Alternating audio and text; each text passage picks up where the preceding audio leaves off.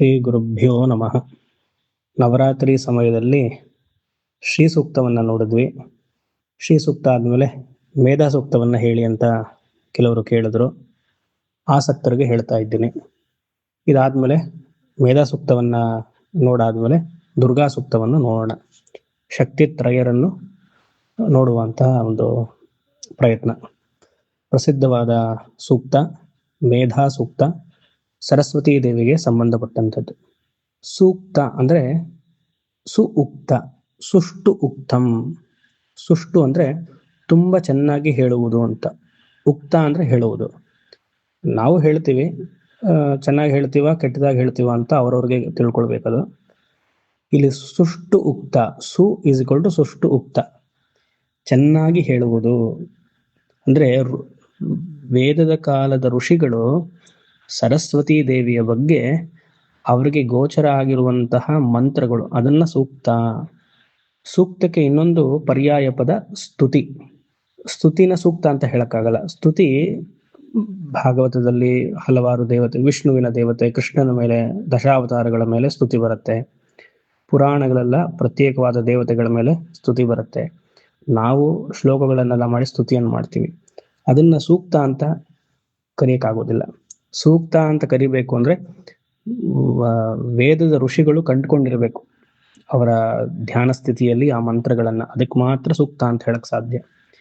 ಮಿಕ್ಕಿದ್ದೆಲ್ಲ ಸ್ತುತಿಗಳು ಇರಲಿ. ಇದನ್ನ ಸೂಕ್ತ ಅಂತ ಕರೀತಾರೆ. ಯಾವ್ದ್ರ ಬಗ್ಗೆ ಸೂಕ್ತ? ಇಲ್ಲಿ ಸರಸ್ವತಿ ಬಗ್ಗೆ.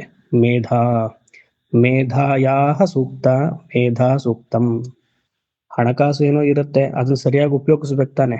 ಅದು ಸರಿಯಾಗಿ ಉಪಯೋಗಿಸ್ಬೇಕು ಅಂತಂದ್ರೆ ನಮ್ಗೆ ಬುದ್ಧಿ ಕೊಡಬೇಕು ಅಮ್ಮನವರು. ಒಂದೇ ಅಮ್ಮನವರು ನಾವು ಪ್ರಾರ್ಥನೆ ಮಾಡಿದಾಗ ಲಕ್ಷ್ಮಿ ಮೂಲಕವಾಗಿ ಸಂಪತ್ತನ್ನ ಕೊಡ್ತಾಳೆ. ಅದನ್ನ ಸದುಪಯೋಗವಾಗಿ ಉಪಯೋಗಿಸ್ಬೇಕು ಅಂತಂದ್ರೆ ಸರಸ್ವತಿ, ಅದೇ ಅಮ್ಮನವರು ಸರಸ್ವತಿ ರೂಪದಲ್ಲಿ ನಮಗೆ ಅನುಗ್ರಹವನ್ನ ಮಾಡಬೇಕು.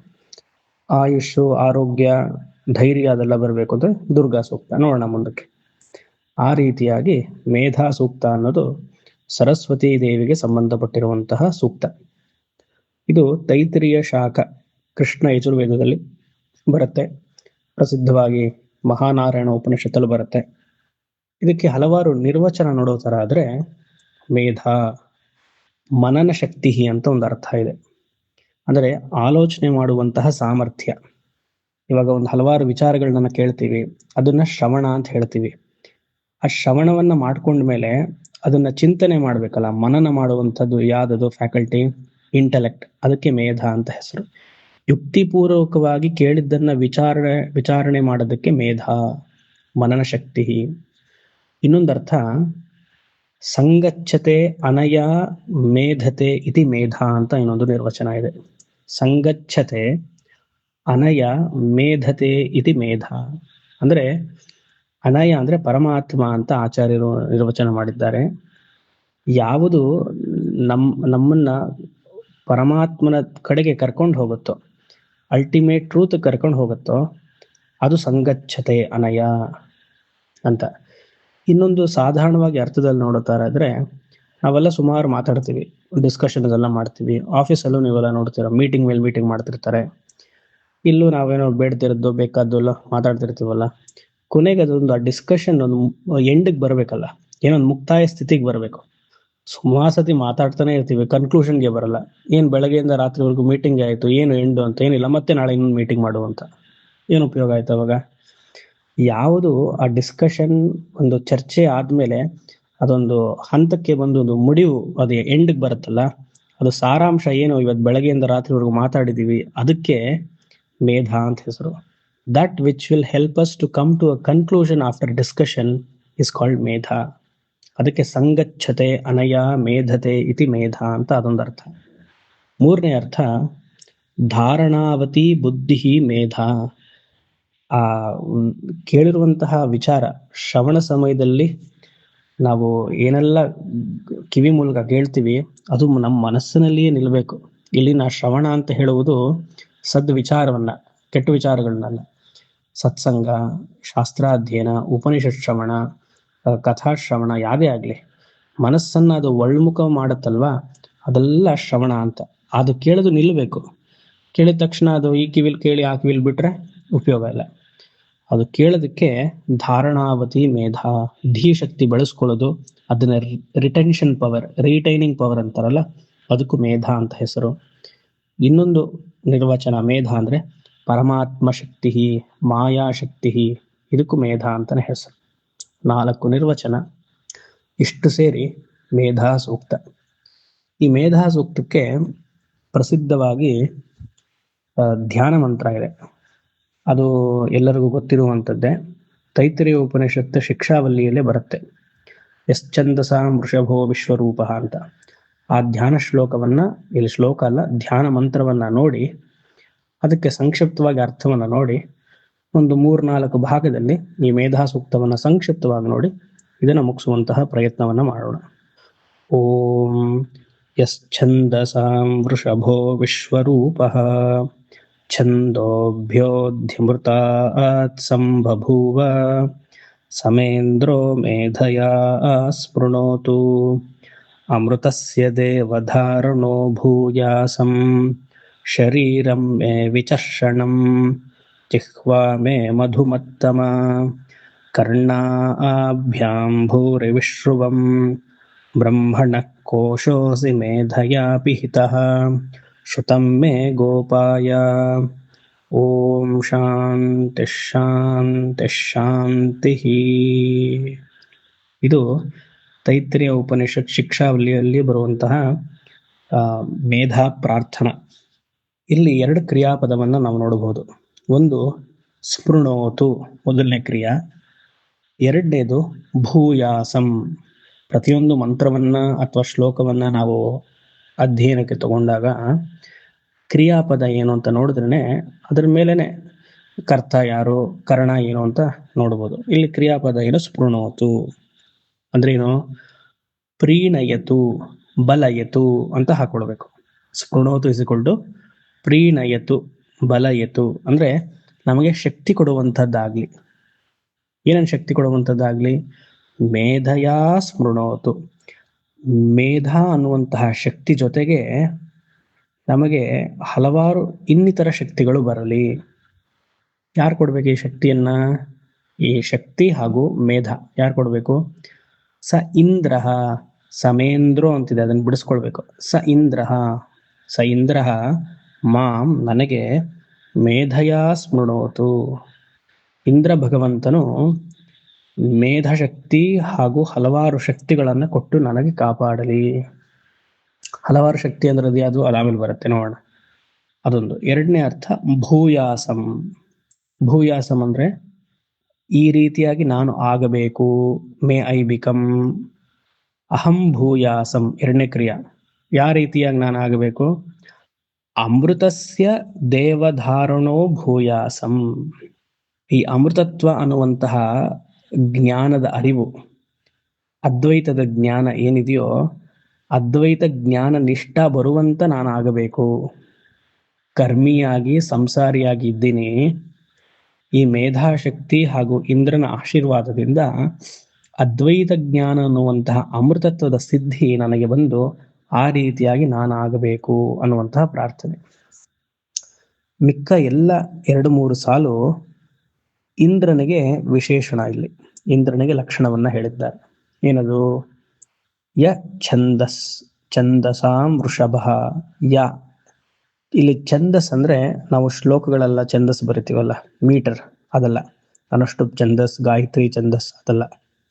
ಇಲ್ಲಿ ಛಂದಸ್ ಅಂದ್ರೆ ವೇದ ಮಂತ್ರಗಳು ಅಂತ ಅರ್ಥ.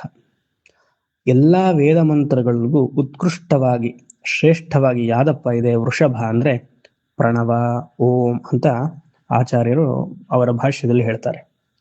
ಎಸ್ ಛಂದಸಾಂ ವೃಷಭ, ಆ ಪ್ರಣವವೇ ಎಲ್ಲಾ ವೇದ ಮಂತ್ರಕ್ಕೂ ಉತ್ಕೃಷ್ಟ ಸ್ಥಿತಿಯಲ್ಲಿದೆ. ಅದು ಹೇಗಿದೆ? ವಿಶ್ವರೂಪ. ಜಗತ್ತು ನಾವು ನೋಡ್ತಿದ್ದೀವಿ ಅಂದ್ರೆ ಆ ಪ್ರಣವ ಶಬ್ದದ ಇನ್ನೊಂದು ಆಕಾರವೇ, ಶಬ್ದ ಬ್ರಹ್ಮವೇ, ಸಗುಣ ಬ್ರಹ್ಮವೇ ವಿಶ್ವರೂಪ. ಛಂದೋಭ್ಯೋದ್ಯಮೃತಾತ್ ಸಂಭಭೂವ. ನಾನಿಲ್ಲಿ ಅರ್ಥ ಹೇಳ್ಬೇಕಂದ್ರೆ ಈ ಸ್ವರಗಳನ್ನ ಬಿಡ್ತೀನಿ. ಛಂದೋಭ್ಯ ಅಮೃತಾತ್ ಸಂಭಭೂವ, ಅಧಿಸಂಭಭೂವ. ಈ ವೇದದ ಮಂತ್ರಗಳಿಗೆ ಏನ್ ಹೆಸರು ಇಲ್ಲಿ? ಛಂದಸ್ ಅಂತ ಹೆಸರು. ಈ ಛಂದಸ್ಸಲ್ಲಿ ಅಮೃತತ್ವವೂ ಇದೆ. ಈ ಅಮೃತತ್ವ ಯಾವುದು? ಅಧಿಸಂಭವ. ಈ ಪ್ರಣವವೇ ಅಮೃತತ್ವ. ಈ ಪ್ರಣವದ ಅನುಷ್ಠಾನದಿಂದ, ಪ್ರಣವದ ಜಪದಿಂದ ಅದ್ವೈತದ ಜ್ಞಾನ ಪ್ರಾಪ್ತಿ. ಈ ಪ್ರಣವದಿಂದ ಅದ್ವೈತ ಜ್ಞಾನ ಪ್ರಾಪ್ತಿ ಹೇಗೆ? ಒಂದು ಜಪ ಹಾಗೂ ಧ್ಯಾನದಿಂದ, ಅದು ಕ್ರಮ ಮುಕ್ತಿಯನ್ನು ಸೂಚಿಸುತ್ತೆ. ಇನ್ನೊಂದು ಮಾಂಡುಕ್ಯ ಉಪನಿಷತ್ತಿನಲ್ಲಿ ಈ ಓಂಕಾರವನ್ನ ಅಕಾರ ಉಕಾರ ಮಕಾರ ವಿಚಾರ ಮಾಡೋದ್ರಿಂದ ಸದ್ಯೋಮುಕ್ತಿ ಜೀವನ್ಮುಕ್ತಿ ಪ್ರಾಪ್ತಿ ಹಾಗೆ ಅಂತ. ಆ ರೀತಿಯಾಗಿ ಈ ಛಂದಸ್ ಅನ್ನುವಂತಹ ವೃಷಭ ಅಂದ್ರೆ ಶ್ರೇಷ್ಠ, ದ ಬುಲ್, ಅದು ನಮಗೆ ಏನು ಸ್ಪೃಣೋತು, ಬಲಯತು, ಮತ್ತೆ ಭೂಯಾಸಂ, ಅದ್ವೈತದ ಜ್ಞಾನವನ್ನ ಕೊಟ್ಟು ಕಾಪಾಡ್ಲಿ ಹಾಗೆ ಅಂತ. ಇಲ್ಲಿ ಕಾಪಾಡ್ಲಿ ಅನ್ನುವಂತಹ ಪದ ಇಲ್ಲ, ನಾನು ಅದನ್ನು ಉಪಯೋಗಿಸ್ತಾ ಇದ್ದೀನಿ. ಅಲ್ಲೇನಿದೆ ಸ್ಪೃಣೋತು ಅಂತಿದೆ, ಅಂದ್ರೆ ನಾವೆಲ್ಲ ಪ್ರಾರ್ಥನೆಯನ್ನು ಮಾಡೋಣ ಅಂತ. ಒಂದು ಭೂಯಾಸಂ, ನಾವು ಆ ರೀತಿಯಾಗಿ ಆಗ್ಬೇಕು ಅಂತ ಇದೆ. ಕಾಪಾಡ್ಲಿ ಆ ರೀತಿಯಾಗಿ ಆಗ್ಬೇಕು ಅನ್ನೋದು ಒಂದು ಪ್ರಾರ್ಥನೆನೆ. ಇದ್ರ ಜೊತೆಗೆ ಇನ್ನ ಹಲವಾರು ಪ್ರಾರ್ಥನೆ ಇಂದ್ರನಿಗೆ ಮಾಡ್ತಾರೆ. ಇಂದ್ರ ದೇವತೆಗಳಿಗೆಲ್ಲ ರಾಜ. ಇಲ್ಲಿ ಆಚಾರ್ಯರು ಏನ್ ತಗೊಂಡಿದ್ದಾರೆ ಅರ್ಥ ಅಂದ್ರೆ, ಎಲ್ಲಾ ಮಂತ್ರಗಳಿಗೆ ಇಂದ್ರನಂತೆ ರಾಜ ಇರುವಂತವನು ಯಾರು? ಪ್ರಣವ. ಸಗುಣ ಬ್ರಹ್ಮನಿಗೆ ಉದ್ದೇಶಿಸಿ ಅವರ ಪ್ರಾರ್ಥನೆ, ಅವರ ವ್ಯಾಖ್ಯಾನ ಹೀಗಿದೆ. ಇಷ್ಟೇ ಅಲ್ಲ, ಸತತವಾಗಿ ಈ ಮೇಧಾ ಸೂಕ್ತವನ್ನ ಹೇಳಬೇಕು, ಪ್ರಣವ ಜಪವನ್ನ ಮಾಡಬೇಕು ಅಂದ್ರೆ ಶರೀರದಲ್ಲಿ ಒಂದು ಬಲ ಇರಬೇಕು, ಶಕ್ತಿ ಇರಬೇಕಲ್ವಾ. ಅದಕ್ಕೆ ಪ್ರಾರ್ಥನೆ ಏನು? ಶರೀರಮ್ಮೆ ವಿಚರ್ಷಣಂ. ಈ ಬ್ರಹ್ಮಜ್ಞಾನ ನಾನು ಕೇಳಿಸ್ಕೊಳ್ಬೇಕು. ಮೊಟ್ಟ ಮೊದಲನೆಯದಾಗಿ ಕೇಳಿಸ್ಕೊಳ್ಳಕ್ಕೆ ನನ್ನ ಕಿವಿ ಸರಿ ಇರಬೇಕು. ಮತ್ತೆ ಅದು ಕೇಳಿಸ್ಕೊಂಡಿದ ತಕ್ಷಣ ಇವತ್ತು ಪಾಠ ಆಯ್ತು ಮರ್ತು ಬಿಡ್ತೀವಲ್ಲ ನಾವು. ನಮ್ದು ಅದೇ ತಾನೆ ನಮ್ಮ ಆಟೋಬಯೋಗ್ರಫಿ, ಮರೆಯೋದೇ ನಮ್ಮ ಆಟೋಬಯೋಗ್ರಫಿ. ಅದನ್ನ ಮರ್ತು ಬಿಟ್ರೆ ಏನು ಉಪಯೋಗ ಇಲ್ಲ. ಶರೀರಮ್ಮೆ ವಿಚರ್ಷಣಂ, ಶರೀರದ ಪ್ರತಿಯೊಂದು ಅಂಗಗಳಲ್ಲಿಯೂ ಆ ದೃಢತೆ, ಶಕ್ತಿ ಇರಲಿ. ಇದು ಸಾಧಕನಿಗೆ ಬೇಕಾಗಿರುವಂತಹ ಮುಖ್ಯವಾದ ಲಕ್ಷಣ, ಗುಣ. ಶರೀರವನ್ನ ಅಲ್ಲಗಡಿಬಾರ್ದು, ಅದಕ್ಕೆ ಅಂಟ್ಕೊಳ್ಬಾರ್ದು. ಶರೀರ ಕೊಟ್ಟಿರೋದೇ ಯಾತಕ್ಕೆ? ಸಾಕ್ಷಾತ್ಕಾರವನ್ನ ಅನುಭವಿಸೋದಕ್ಕೆ, ನಾನು ನಿಜ ಸ್ವರೂಪವನ್ನ ತಿಳಿಯುವುದಕ್ಕೆ. ಪಾರಾಯಣವೋ, ಜಪವೋ, ನಾಮ ಸಂಕೀರ್ತನೆಯೋ, ಪೂಜೆಯೋ, ತೀರ್ಥಕ್ಷೇತ್ರದ ಯಾತ್ರೆಯೋ, ಎಲ್ಲದಕ್ಕೂ ಶರೀರವೇ. ಶರೀರ ಇಲ್ಲ ಅಂದ್ರೆ ಏನೂ ಇಲ್ಲ. ಅಹಂ ಬ್ರಹ್ಮಾಸ್ಮಿ ಅಂತ ವೃತ್ತಿಜ್ಞಾನ, ಅಖಂಡಾಕಾರ ವೃತ್ತಿಜ್ಞಾನ ಬರಬೇಕು ಅಂದ್ರೂ ಶರೀರ ಇಲ್ಲದೆ ಆಗೋದಿಲ್ಲ. ಅದೇ ಉಪಾಧಿ ತಾನೆ. ಶರೀರ ಮನಸ್ಸಿಲ್ಲದೆ ಯಾವುದೂ ಆಗೋದಿಲ್ಲ. ಆ ರೀತಿಯಾಗಿ ಶರೀರಮ್ಮೇ ವಿಚರ್ಷಣಂ, ನನಗೆ ಆ ಭಗವಂತ ಓಂ, ಇಲ್ಲಾಂದ್ರೆ ಸಗುಣ ಬ್ರಹ್ಮ, ಇಲ್ಲಿ ಮೇಧ, ನನಗೆ ಆ ಶಕ್ತಿಯನ್ನ ಕೊಡಲಿ. ಅಷ್ಟೇ ಅಲ್ಲ, ಜಿಹ್ವಾಮೇ ಮಧುಮತ್ತಮ. ಜಿಹ್ವಾ, ನಾಲಿಗೆಯಲ್ಲಿ ಸಿಹಿ ಇರಲಿ. ಅಂದ್ರೆ ಏನು? ನಾಲಿಗೆಯಲ್ಲಿ ಸಿಹಿ ಇರಲಿ ಅಂದ್ರೆ ಸಕ್ಕರೆ ಬೆಲ್ಲ ಹಾಕೊಳ್ಳೋದಲ್ಲ. ಜಿಹ್ವಾಮೇ ಮಧುಮತ್ತಮ, ನಾನು ಮಾತಾಡುವುದು ಇನ್ನೊಬ್ಬರಿಗೆ ಸಿಹಿಕರವಾಗಿರಲಿ. ಮಾತು 3 ರೀತಿಯಾಗಿರ್ಬೇಕು. ಮಿತವಾಗಿರ್ಬೇಕು, ಸಾರವಾಗಿರ್ಬೇಕು, ಸಿಹಿಯಾಗಿರ್ಬೇಕು. ಬೆಳಗ್ಗೆಯಿಂದ ರಾತ್ರಿ ಏನೋ ಹರಟೆ ಹೊಡಿತಾ ಇರೋದು ಅದು ಮಾತಲ್ಲ. ಕಮ್ಮಿ ಮಾತಾಡಬೇಕು. ಒಬ್ಬ ಸಾಧಕ ಕಮ್ಮಿ ಮಾತಾಡೋದನ್ನ ಕಲಿಬೇಕು, ಹರಟೆ ಹೊಡೆಯೋದನ್ನ ಕಮ್ಮಿ ಮಾಡಬೇಕು. ಅದೇ ಸಾಧಕನ ಲಕ್ಷಣ. ಮತ್ತೆ ಅವನ್ ಏನ್ ಮಾತಾಡ್ತಿದ್ದಾನೆ ಅನ್ನೋದು ಆ ಸಾರ ಮುಂಚಿತವಾಗಿ ಹೇಳ್ಬೇಕು. ಇಲ್ಲ, ಒಂದ್ 2-3 ಮಾತಲ್ಲೇ ಆ ಸಾರ ಗೊತ್ತಿರ್ಬೇಕು. 2 ಗಂಟೆ ಕಾಲ ಮಾತಾಡಿ ಸಾರ ಏನ್ರಿ ಅಂತ ಕೇಳಿದ್ರೆ ಅಯ್ಯೋ ಏನೋ ಹೇಳಿದ್ರು ಅಂತಿರ್ಬಾರ್ದು. ಮತ್ತೆ ಮಾತಾಡೋದು ಸಿಹಿವಾಗಿರ್ಬೇಕು. ಅದಕ್ಕೆ ಮಧುಮತ್ತಮ, ಜೇನಂತೆ ಇರ್ಬೇಕಂತೆ. ಅದನ್ನ ಪ್ರಾರ್ಥನೆಯನ್ನು ಮಾಡ್ತಾ ಇದ್ದೀವಿ ನೋಡಿ. ವೇದದ ಮಂತ್ರಗಳು ಎಷ್ಟು ಉತ್ಕೃಷ್ಟ ಸ್ಥಿತಿಯಲ್ಲಿದೆ ಅಂತ. ಜಿಹ್ವಾಮೇ ಮಧುಮತ್ತಮ. ಅಷ್ಟೇ ಅಲ್ಲ, ಕರ್ಣಾಭ್ಯಾಂ ಭೂರಿ ವಿಶ್ರುವಂ. ಮತ್ತೆ ಮತ್ತೆ ಹಲವಾರು ಮಹಾತ್ಮರಿಂದ ಒಳ್ಳೆ ವಿಚಾರವನ್ನ ಕೇಳುವಂತಹ ಮನಸ್ಸು ನನಗೆ ಬರಲಿ. May I listen to lot of wisdom. ಹಲವಾರು ಆಚಾರ್ಯರು ನನ್ನ ಹಿತೋಪದೇಶಕ್ಕೆ, ನನ್ನ ಜೀವನದ ಉದ್ಧಾರಕ್ಕೆ ಮಾರ್ಗದರ್ಶನವನ್ನ ಸೂಚಿಸ್ತಾ ಇದ್ದಾರೆ. ಅದನ್ನ ಹಲವಾರು ಆಚಾರ್ಯರು ಮಹಾತ್ಮರಿಂದ ಕೇಳುವಂತದ್ದಾಗಲಿ. ಮತ್ತೆ ಮತ್ತೆ ಕರ್ಣಾಭ್ಯಾಂ ಭೂರಿ ವಿಶ್ರುವಂ. ಭೂರಿಹಿ ಅಂದ್ರೆ ಕೇಳುವಂತಹನಾಗ್ಲಿ, ಪೂರ್ತಿ ನನ್ನ ಕಿವಿ ಪೂರ್ತಿ ಕೇಳ್ತಾ ಇರ್ಬೇಕು. ಅಂದ್ರೆ ಅರ್ಥ ಏನು? ಈಗೆಲ್ಲ ಮ್ಯಾನೇಜ್ಮೆಂಟ್ ಅಲ್ಲೆಲ್ಲ ಹೇಳ್ತಾರಲ್ಲ, B A listener, don't just here, B A listener ಅಂತ. ಇದು ಆಗಿನ ಕಾಲದಲ್ಲೇ ಅನೇಕ ಸಹಸ್ರ ಕೋಟಿ ವರ್ಷಗಳ ಹಿಂದೆ ವೇದ ಹೇಳಿ ಆಯ್ತು. ಅಪ್ಪ ಫಸ್ಟ್ ನೀನು ಕೇಳು, ಕೇಳೋದ್ರಿಂದಲೇ ನೀನು ಉತ್ತಮ ಆಗ್ತೀಯ. ಹಲವಾರು ಜನ ಈ ಸೈಕ್ಯಾಟ್ರಿಸ್ಟ್ ಇದಕ್ಕೆಲ್ಲ ಟ್ರೀಟ್ಮೆಂಟ್ಗೆಲ್ಲ ಹೋಗ್ತಾರಲ್ಲ, 2,000 3,000 ಕೊಡ್ತಾರೆ. ಈ ಟ್ರೀಟ್ಮೆಂಟ್ ಏನು ಮಾಡೋದೇ ಇಲ್ಲ ಆತ ಡಾಕ್ಟರ್. ಆ ಪೇಷಂಟ್ ಬಂದಾಗ ಪೇಷಂಟ್ ಆಗಿ ಇವರು ಯಾರೋ ಡಾಕ್ಟರ್ ಪೇಷಂಟ್ ಆಗಿ ಕೇಳ್ತಾರೆ. ಅದಲ್ಲೇ ಅವನು ಪೇಷಂಟ್ ಹೇಳ್ತಾನೆ, ಹಬ್ಬ ನನಗೆ ಮನಸ್ಸು ನಿರಾಳ ಆಯ್ತು ಅಂತ. ಕೇಳೋದನ್ನ ಕಲಿಬೇಕು. ಸಂಸಾರದಲ್ಲೂ ಕೇಳ್ತಾನೆ ಇದ್ರೆ ಅದೊಂದು ಒಂಥರ ಇನ್ನೊಂದು ವಿಚಿತ್ರವಾದ ಸಂಸಾರ ಅದು. ಇದಲ್ಲಿಯೂ ಸಾಧಕನು ಅವನ ಮಾತು ಮಿತವಾಗಿರ್ಬೇಕು, ಸಾರವಾಗಿರ್ಬೇಕು, ಸಿಹಿವಾಗಿರ್ಬೇಕು ಅಂತ ನೋಡಿದ್ವಿ. ಮತ್ತೆ ಹಲವಾರು ಸದ್ವಿಚಾರವನ್ನ ಕೇಳ್ತಾ ಇರಬೇಕು. ಕರ್ಣಾಭ್ಯಾಂ ಭೂರಿ ವಿಶ್ವಂ. ಮತ್ತೆ ಬ್ರಹ್ಮಣ ಕೋಶೋಸಿ ಮೇಧಯಾಪಿ ಹಿತಃ. ಈ ನಿರ್ಗುಣ ಬ್ರಹ್ಮಕ್ಕೆ, ಇಲ್ಲಿ ಬ್ರಹ್ಮಣ ಅಂದ್ರೆ ನಿರ್ಗುಣ ಬ್ರಹ್ಮ. ಬ್ರಹ್ಮಣ ಕೋಶೋಸಿ, ಕೋಶ ಅಂದ್ರೆ ಕವರಿಂಗ್ ಶೀಟ್, ಕೋಶಃ ಅಸಿ ಮೇಧಯಾಪಿ ಹಿತಃ. ಈ ನಿರ್ಗುಣ ಬ್ರಹ್ಮಕ್ಕೆ ಮುಚ್ಚು ಮಾಡಿರುವಂತಹ ಬಟ್ಟೆ ಯಾವುದು ಅಂದ್ರೆ ಪ್ರಣವ. ಓಂ ಮೇಧಯಾಪಿ ಹಿತಃ ಅಂದ್ರೆ ಈ ಮಾಯಾಶಕ್ತಿ ಈ ನಿರ್ಗುಣ ಬ್ರಹ್ಮವನ್ನ ಕವರ್ ಮಾಡಿದೆಯಂತೆ, ಮುಚ್ಚಿದೆಯಂತೆ. ಅದು ಮುಚ್ಚಿರುವಂಥದ್ದು ಯಾವುದು? ಮೇಧಯ ಅಪಿಹಿತಃ. ಹೀಗೂ ತಗೊಳ್ಬಹುದು. ಈ ನಿರ್ಗುಣ ಬ್ರಹ್ಮವನ್ನ ಈ ಮಾಯಾಶಕ್ತಿ ಅಂತ ಅದು ಕವರ್ ಮಾಡಿದೆ. ನಾವು ಪ್ರಾರ್ಥನೆ ಏನ್ ಮಾಡ್ಬೇಕು? ಈ ಮಾಯಾಶಕ್ತಿ ಹೋಗಬೇಕು, ವಿದ್ಯಾಶಕ್ತಿ ಬರಬೇಕು. ಈ ಪ್ರಣವವನ್ನ ಉಚ್ಚಾರಣೆ ಮಾಡ್ತಿದ್ದಾಗ ಮಾಯ ಎಲ್ಲ ಹೋಗಿ ಆ ನಿರ್ಗುಣ ಬ್ರಹ್ಮದ ಅರಿವು ಬರಬೇಕು. ನಿರ್ಗುಣದ ಬ್ರಹ್ಮದ ಅರಿವು ಹೇಗ್ ಬರುತ್ತೆ? ಅದು ನಾನೇ ಆಗಿದ್ದೀನಿ ಅಂತ ತಿಳಿಬೇಕು. ಈ ರೀತಿಯಾಗಿ ಶ್ರುತಮ್ಮೆ ಗೋಪಾಯ.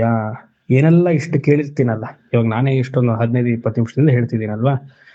ಶ್ರುತಮ್ಮೆ ಗೋಪಾಯ, ಕೇಳಿದ್ದನ್ನ ಹೇ ಭಗವಂತ ಅದನ್ನ ಸಂರಕ್ಷಣೆ ಮಾಡು, ಮನಸ್ಸಿನಲ್ಲಿಯೇ ನಾಟುವಂತೆ ಮಾಡು, ನನ್ನ ಮನಸ್ಸಲ್ಲಿಯೇ ಇರಲಿ, ಸರಿಯಾದ ಸಮಯದಲ್ಲಿ ಅದನ್ನು ಉಪಯೋಗ ಮಾಡುವಂತಹ ಸಾಮರ್ಥ್ಯವನ್ನ ಕೊಡು ಅಂತ ಪ್ರಾರ್ಥನೆ. ಆಮೇಲೆ ಓಂ ಶಾಂತಿ ಶಾಂತಿ ಶಾಂತಿ 3 ಸತಿ ಶಾಂತಿಯನ್ನ ಹೇಳೋದು ಎಲ್ಲರಿಗೂ ಗೊತ್ತಿದೆ. ತಾಪತ್ರಯ ನಿವಾರಣಾರ್ಥಂ, ಆಧ್ಯಾತ್ಮಿಕ, ಆದಿಭೌತಿಕ, ದೈವಿಕ ತಾಪತ್ರಯ ನಿವಾರಣೆ ಆಗೋದ್ರಿಂದ 3 ಸತಿ ಶಾಂತಿ ಅಂತ ಪ್ರಾರ್ಥನೆ. ಹೇಗಿದೆ? ಧ್ಯಾನ ಮಂತ್ರ ಇಂದ್ರನಿಗೆ, ಇಲ್ಲಾಂದ್ರೆ ಇಂದ್ರನ ಮೂಲಕ ಪ್ರಣವ ಅಂದ್ರೆ ಸಗುಣ ಬ್ರಹ್ಮನಿಗೆ ಪ್ರಾರ್ಥನೆ.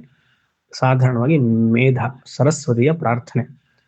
ಮನಸ್ಸಿನಲ್ಲಿ ಮನಸ್ಸಲ್ಲ, ಶಕ್ತಿಯನ್ನ ಕೊಡು. ಮತ್ತೆ ಅಮೃತತ್ವದ ಪ್ರಾಪ್ತಿ, ನಿರ್ಗುಣ ಬ್ರಹ್ಮದ ಪ್ರಾಪ್ತಿಯಾಗಲಿ, ಶರೀರದಲ್ಲಿ ಬಲ ಇರಲಿ, ನಾಲಿಗೆಯಲ್ಲಿ ಸಿಹಿ ಮಾತು ಇರಲಿ, ಮಿತವಾದ ಮಾತು ಬರಲಿ, ಸಾರವಾಗಿ ಮಾತಾಡುವಂತಹದ್ದಾಗಲಿ, ಕಿವಿಯಲ್ಲಿ ಸದಾ ಸದ್ವಿಚಾರವನ್ನ ಕೇಳುವಂಥದ್ದಾಗಲಿ, ಈ ಮಾಯಾಶಕ್ತಿಯನ್ನ ಹೋಗ್ಲಾಡಿಸಿ. ಇಲ್ಲಿ ಮಾಯಾಶಕ್ತಿ ಅಂದ್ರೆ ಏನ್ ತಪ್ಪು ಅಂತ ಅರ್ಥಲ್ಲ. ಈ ಬ್ರಹ್ಮನ್ ಅನ್ನುವಂತಹ ಈ ಪರಮಾತ್ಮ ತತ್ವವನ್ನ ಈ ಮಾಯಾಶಕ್ತಿಯದು ಮುಚ್ಚಿದೆಯಲ್ಲ, ಜಪದಿಂದ, ಪ್ರಣವ ಜಪದಿಂದ ಆ ಪೊರೆ ಹೋಗಿ ಆ ನಿರ್ಗುಣ ಬ್ರಹ್ಮ ಸಾಕ್ಷಾತ್ಕಾರವಾಗಲಿ, ಕೇಳಿದಿನ ಸದಾ ರಕ್ಷಣೆ ಮಾಡುವಂಥದ್ದಾಗಲಿ, ಈ ರೀತಿಯಾದ ಪ್ರಾರ್ಥನೆ ಮಾಡುವಂತಹ ವೇದಾಸೂಕ್ತದ ಧ್ಯಾನ ಮಂತ್ರ ನೋಡಿದ್ದಾಯ್ತು. ಮುಂದಿನದು ಮೇಧಾಸೂಕ್ತ ಮಂತ್ರ 1. ಈ ಮೇಧಾಸೂಕ್ತದಲ್ಲಿ 6 ಮಂತ್ರಗಳಿದೆ. ಒಟ್ಟು 6 ಮಂತ್ರ ಸೇರಿ ಅದನ್ನ ಸೂಕ್ತ ಅಂತ ಹೇಳ್ತಾರೆ. ನಿನ್ನೆ ನಾವು ಇಂಟ್ರಡಕ್ಷನ್, ಮೇಧ ಮತ್ತೆ ಸೂಕ್ತ ಅಂದ್ರೆ ಏನು ಅಂತ ಅದು ನೋಡಿದ್ವಿ. ಮತ್ತೆ ಶುರುನಲ್ಲಿ ಆ ಧ್ಯಾನ ಮಂತ್ರವನ್ನ ನೋಡಿದ್ವಿ. ತೈತರಿಯ ಉಪನಿಷತ್ತಿನ ಶಿಕ್ಷಾವಲ್ಲಿಯಲ್ಲಿ ಬರುವಂತಹ ಯಶ್ಚಂದಸ ವೃಷಭೋ ಅನ್ನುವಂತಹ ಧ್ಯಾನ ಮಂತ್ರವನ್ನ ನೋಡಿ ಆಯ್ತು. ಈಗ ಮೇಧಾ ಸೂಕ್ತದ ಮೊದಲನೇ ಮಂತ್ರ. ಓಂ ಮೇಧಾ ದೇವಿ ಜುಷಮಾಣಾನಾಗಾದ್ವಿಶ್ವಾಚಿ ಭದ್ರ ಸುಮನಸ್ಯಮಾನ ತ್ವಯಾ ದುಷ್ಟಾನುದಮಾನ ದುರುಕ್ತಾನ್ ಬೃಹದ್ವದೇಮ ವಿತಥೆ ಸುವೀರಾಹ. ಇವಾಗ ನಾವು ಕ್ರಿಯಾಪದವನ್ನ ನೋಡ್ಬೇಕು. ಈ ಮಂತ್ರದಲ್ಲಿ 2 ಕ್ರಿಯಾಪದ ಇದೆ. ಒಂದು ಆಗಾತ್, ಎರಡನೇದು ವದೇಮ. ಬೃಹದ್ ವದೇಮ ಇದೆಯಲ್ವಾ, ಅದೊಂದು. ಅದರಲ್ಲಿ ವದೇಮ ಅನ್ನುವಂಥದ್ದು 2ನೇ ಕ್ರಿಯಾ. ಜುಷಮಾಣಾನ ಆಗಾತ್ ಇದೆಯಲ್ಲ, ಅದು ಮೊದಲನೇ ಕ್ರಿಯಾ. ಯಾವುದು? ಆಗಾತ್ ಅನ್ನುವುದು ಮಾತ್ರ ಕ್ರಿಯಾಪದ. ಏನು ಆಗಾತ್ ಅಂದ್ರೆ? ನನ್ನ ಹತ್ರ ಬರಲಿ, ಅದನ್ನೇ ಆಗಾತ್ ಅಂತ ಹೇಳೋದು. ಮೇ ಕಮ್, ನನ್ನ ಹತ್ರ ಯಾವುದು ಬರಬೇಕು? ನನ್ನ ಹತ್ರ ಮೇಧಾದೇವಿ ಆಗಾತ್, ಸರಸ್ವತಿಯು ನನ್ನ ಹತ್ರ ಬರಲಿ. ಯಾರೋ ಬರೋದಲ್ಲ. ಬನ್ರಿ ಅಂತ ಕರೆದ್ರೆ ಯಾರು ಬರಬೇಕು? ಪ್ರಾರ್ಥನೆ ಯಾರ ಹತ್ರ ಮಾಡ್ತಾ ಇದ್ದೀವಿ? ಭಗವತಿ ಹತ್ರ ಮಾಡ್ತಾ ಇದ್ದೀವಿ. ಮೇಧಾದೇವಿ ನಹ ಆಗಾತ್, ಅಲ್ಲಿ ನ ಅಂತ ಹಾಕಿದ್ರು ಅದನ್ನ ನಹ ಅಂತ ಮಾಡ್ಕೊಳ್ಬೇಕು. ನಹ ಅಂದ್ರೆ ನಮ್ಮೆಲ್ಲರ ಹತ್ರವೂ ಮೇಧಾದೇವಿ ಸರಸ್ವತಿಯು ನನ್ನ ಹತ್ರ ಬರಲಿ. ಆಘಾತದ ಲೇಟ್ ಲಕಾರದಲ್ಲಿದ್ರು ನಾವದು ಆಗಚ್ಚತು ಅಂತ ಮಾಡ್ಕೊಳ್ಬೇಕು. May Medhadevi come to me or come to us. ಮಿಕ್ಕ ಎಲ್ಲ ಪದಗಳು ಆ ಮೇಧಾದೇವಿಯಲ್ಲಿ ಹೇಳುವಂತಹ ಲಕ್ಷಣಗಳು ಏನು? ವಿಶ್ವಾಚಿ, ಭದ್ರ, ಸುಮನಸ್ಯಮಾನ, ಜುಷಮಾಣ. ಇದು ಮೇಧಾದೇವಿಗೆ ಹೇಳುವಂತಹ ಅಬ್ಜೆಕ್ಟಿವ್ಸ್. ಅದನ್ನ ಹೇಗೆ ಹಾಕೊಳ್ಬೇಕು? ವಿಶ್ವಾಚಿ ಮೇಧಾದೇವಿ ನಃ ಆಗಚ್ಚತು, ಭದ್ರಾ ಮೇಧಾದೇವಿ ನಃ ಆಗಚ್ಚತು, ಸುಮನಸ್ಯಮಾನ ಮೇಧಾದೇವಿ ನಃ ಆಗಚ್ಚತು, ಜುಷಮಾಣ ಮೇಧಾದೇವಿ ನಃ ಆಗಚ್ಚತು. ಇಲ್ಲಿ ನಹ ಅಂದ್ರೆ ಹಿಂದಿ ನಹ ಅಲ್ಲ, ಇಲ್ಲಿ ನಹ ಅಂತಂದ್ರೆ ನಮ್ಮತ್ರ ಬರಲಿ. ಆಗಚ್ಚತು ಅಂದ್ರೇನು? ವಿಶ್ವಾಚಿ, ಸರ್ವವ್ಯಾಪಿ ಅನ್ನುವಂತಹ ಪದ ವೇದದಲ್ಲಿ ವಿಶ್ವಾಚಿ ಅಂತ ಕರೀತಾರೆ. ಸರ್ವವ್ಯಾಪಿ ಅಂದ್ರೇನು? ಸರ್ವಜ್ಞ. ಸರಸ್ವತಿ ದೇವಿಯು ಸರ್ವಜ್ಞಳು. ಆಕೆ ಸಾಮಾನ್ಯ ಜ್ಞಾನ ಹಾಗೂ ವಿಶೇಷ ಜ್ಞಾನ ಎರಡೂ ಆಕೆಯಲ್ಲಿಯೇ ಇದೆ, ಶರೀರದಲ್ಲಿಯೇ ಇದೆ. ಪೂರ್ತಿ ಭಗವತಿಯ ಶರೀರವೇ ಜ್ಞಾನಮಯ ಶರೀರ. ಅದು ಆ ಸರ್ವವ್ಯಾಪಿ ಅನ್ನುವಂತಹ ಪದ ಸಂಸ್ಕೃತ ಪದ, ವೇದದ ಸಂಸ್ಕೃತ ಯಾವುದು? ವಿಶ್ವಾಚಿ. ಆಲ್ ಪರ್ವೇಸಿವ್ ಅಂತ ಹೇಳ್ತೀವಲ್ವ, ಅದಕ್ಕೆ ಸರ್ವವ್ಯಾಪಿ, ವಿಶ್ವಾಚಿ ವೇದಿಕ್ ವರ್ಡದು. ಆ ಸರ್ವಜ್ಞಳು ಆಗಿರುವಂತಹ ಮೇಧಾದೇವಿ ಸರಸ್ವತಿಯು ನಹ ನಮ್ಮ ಹತ್ರ ಆಗಚ್ಚತು, ಬರಲಿ. ಅಷ್ಟೇ ಅಲ್ಲ, ಭದ್ರ ಅನ್ನುವಂತಹ ಮೇಧಾದೇವಿ ನನ್ನ ಹತ್ರ ಬರಲಿ. ಭದ್ರ, ಸುಭದ್ರ ಅಂದ್ರೆ ಮಂಗಳಕರವಾಗಿರುವಂತಹ ಮೇಧಾದೇವಿ ನಮ್ಮ ಹತ್ರ ಬರಲಿ. ಸುಭದ್ರ ಅಂದ್ರೇನು? ಅತ್ಯುತ್ತಮವಾದ ಮಂಗಳ ರೂಪ, ದ ಮೋಸ್ಟ್ ಆಸ್ಪೀಷಿಯಸ್ ಫಾರ್ಮ್. ಕೃಷ್ಣನ ತಂಗಿ ಸುಭದ್ರ, ಬಲರಾಮ, ಸುಭದ್ರ ಮತ್ತೆ ಜಗನ್ನಾಥ, ಅಲ್ಲಿ ಪುರಿ ಜಗನ್ನಾಥಲ್ಲಿ. ಸರಿ, ಭದ್ರಾ ದೇವಿ ನಃ ಆಗಚ್ಚತು, ಕಲ್ಯಾಣ ಹೇತು ಅಂತ ಮಂಗಳ ರೂಪಿ. ಸುಮನಸ್ಯಮಾನ ಮೇಧಾದೇವಿ ನಃ ಆಗಚ್ಚತು, ಸುಮನಃ ಶುಭ್ರವಾದ ಮನಸ್ಸು. ಭಗವತಿಗೆ ಎಂತ ಮನಸ್ಸಿದೆ? ಶುಭ್ರವಾದ ಸತ್ವಗುಣ. ಜ್ಞಾನ ಯಾವತ್ತು ಸತ್ವಗುಣ. ಅಂತಹ ಮನಸ್ಸಿರುವಂತಹ ಮೇಧಾದೇವಿ is equal to Saraswati Devi ನನ್ನ ಹತ್ರ ಬಂದು ಆಕೆ ನಮಗೆಲ್ಲರಿಗೂ ಅನುಗ್ರಹವನ್ನ ಮಾಡಲಿ, ಸತ್ವಗುಣವನ್ನ ನಮಗೆ ಕರುಣಿಸಲಿ. ಜುಷಮಾಣ, ನಾಲ್ಕನೇದು ಲಕ್ಷಣ. ಜುಷಮಾಣ ಅಂದ್ರೆ ಪ್ರಿಯಮಾಣ. ಯಾವಾಗ್ಲೂ ನಮ್ಮೆಲ್ಲರನ್ನೂ ಹಿತದೃಷ್ಟಿಯಲ್ಲಿ ನೋಡುವವಳು, ನಮ್ಮನ್ನ ಪ್ರೀತಿಸುವವಳು, ತಾಯಿ ರೂಪದಲ್ಲಿದ್ದು ಕಾಪಾಡುವವಳು, ಪ್ರೀತಿಸುವವಳು. ಅಂತಹ ಸರಸ್ವತಿ ರೂಪದಲ್ಲಿರುವಂತಹ ಮೇಧಾದೇವಿ ನಮ್ಮ ಹತ್ರ ಬರಲಿ. ಎಷ್ಟು ಚೆನ್ನಾಗಿದೆ ನೋಡಿ ಪ್ರಾರ್ಥನೆ.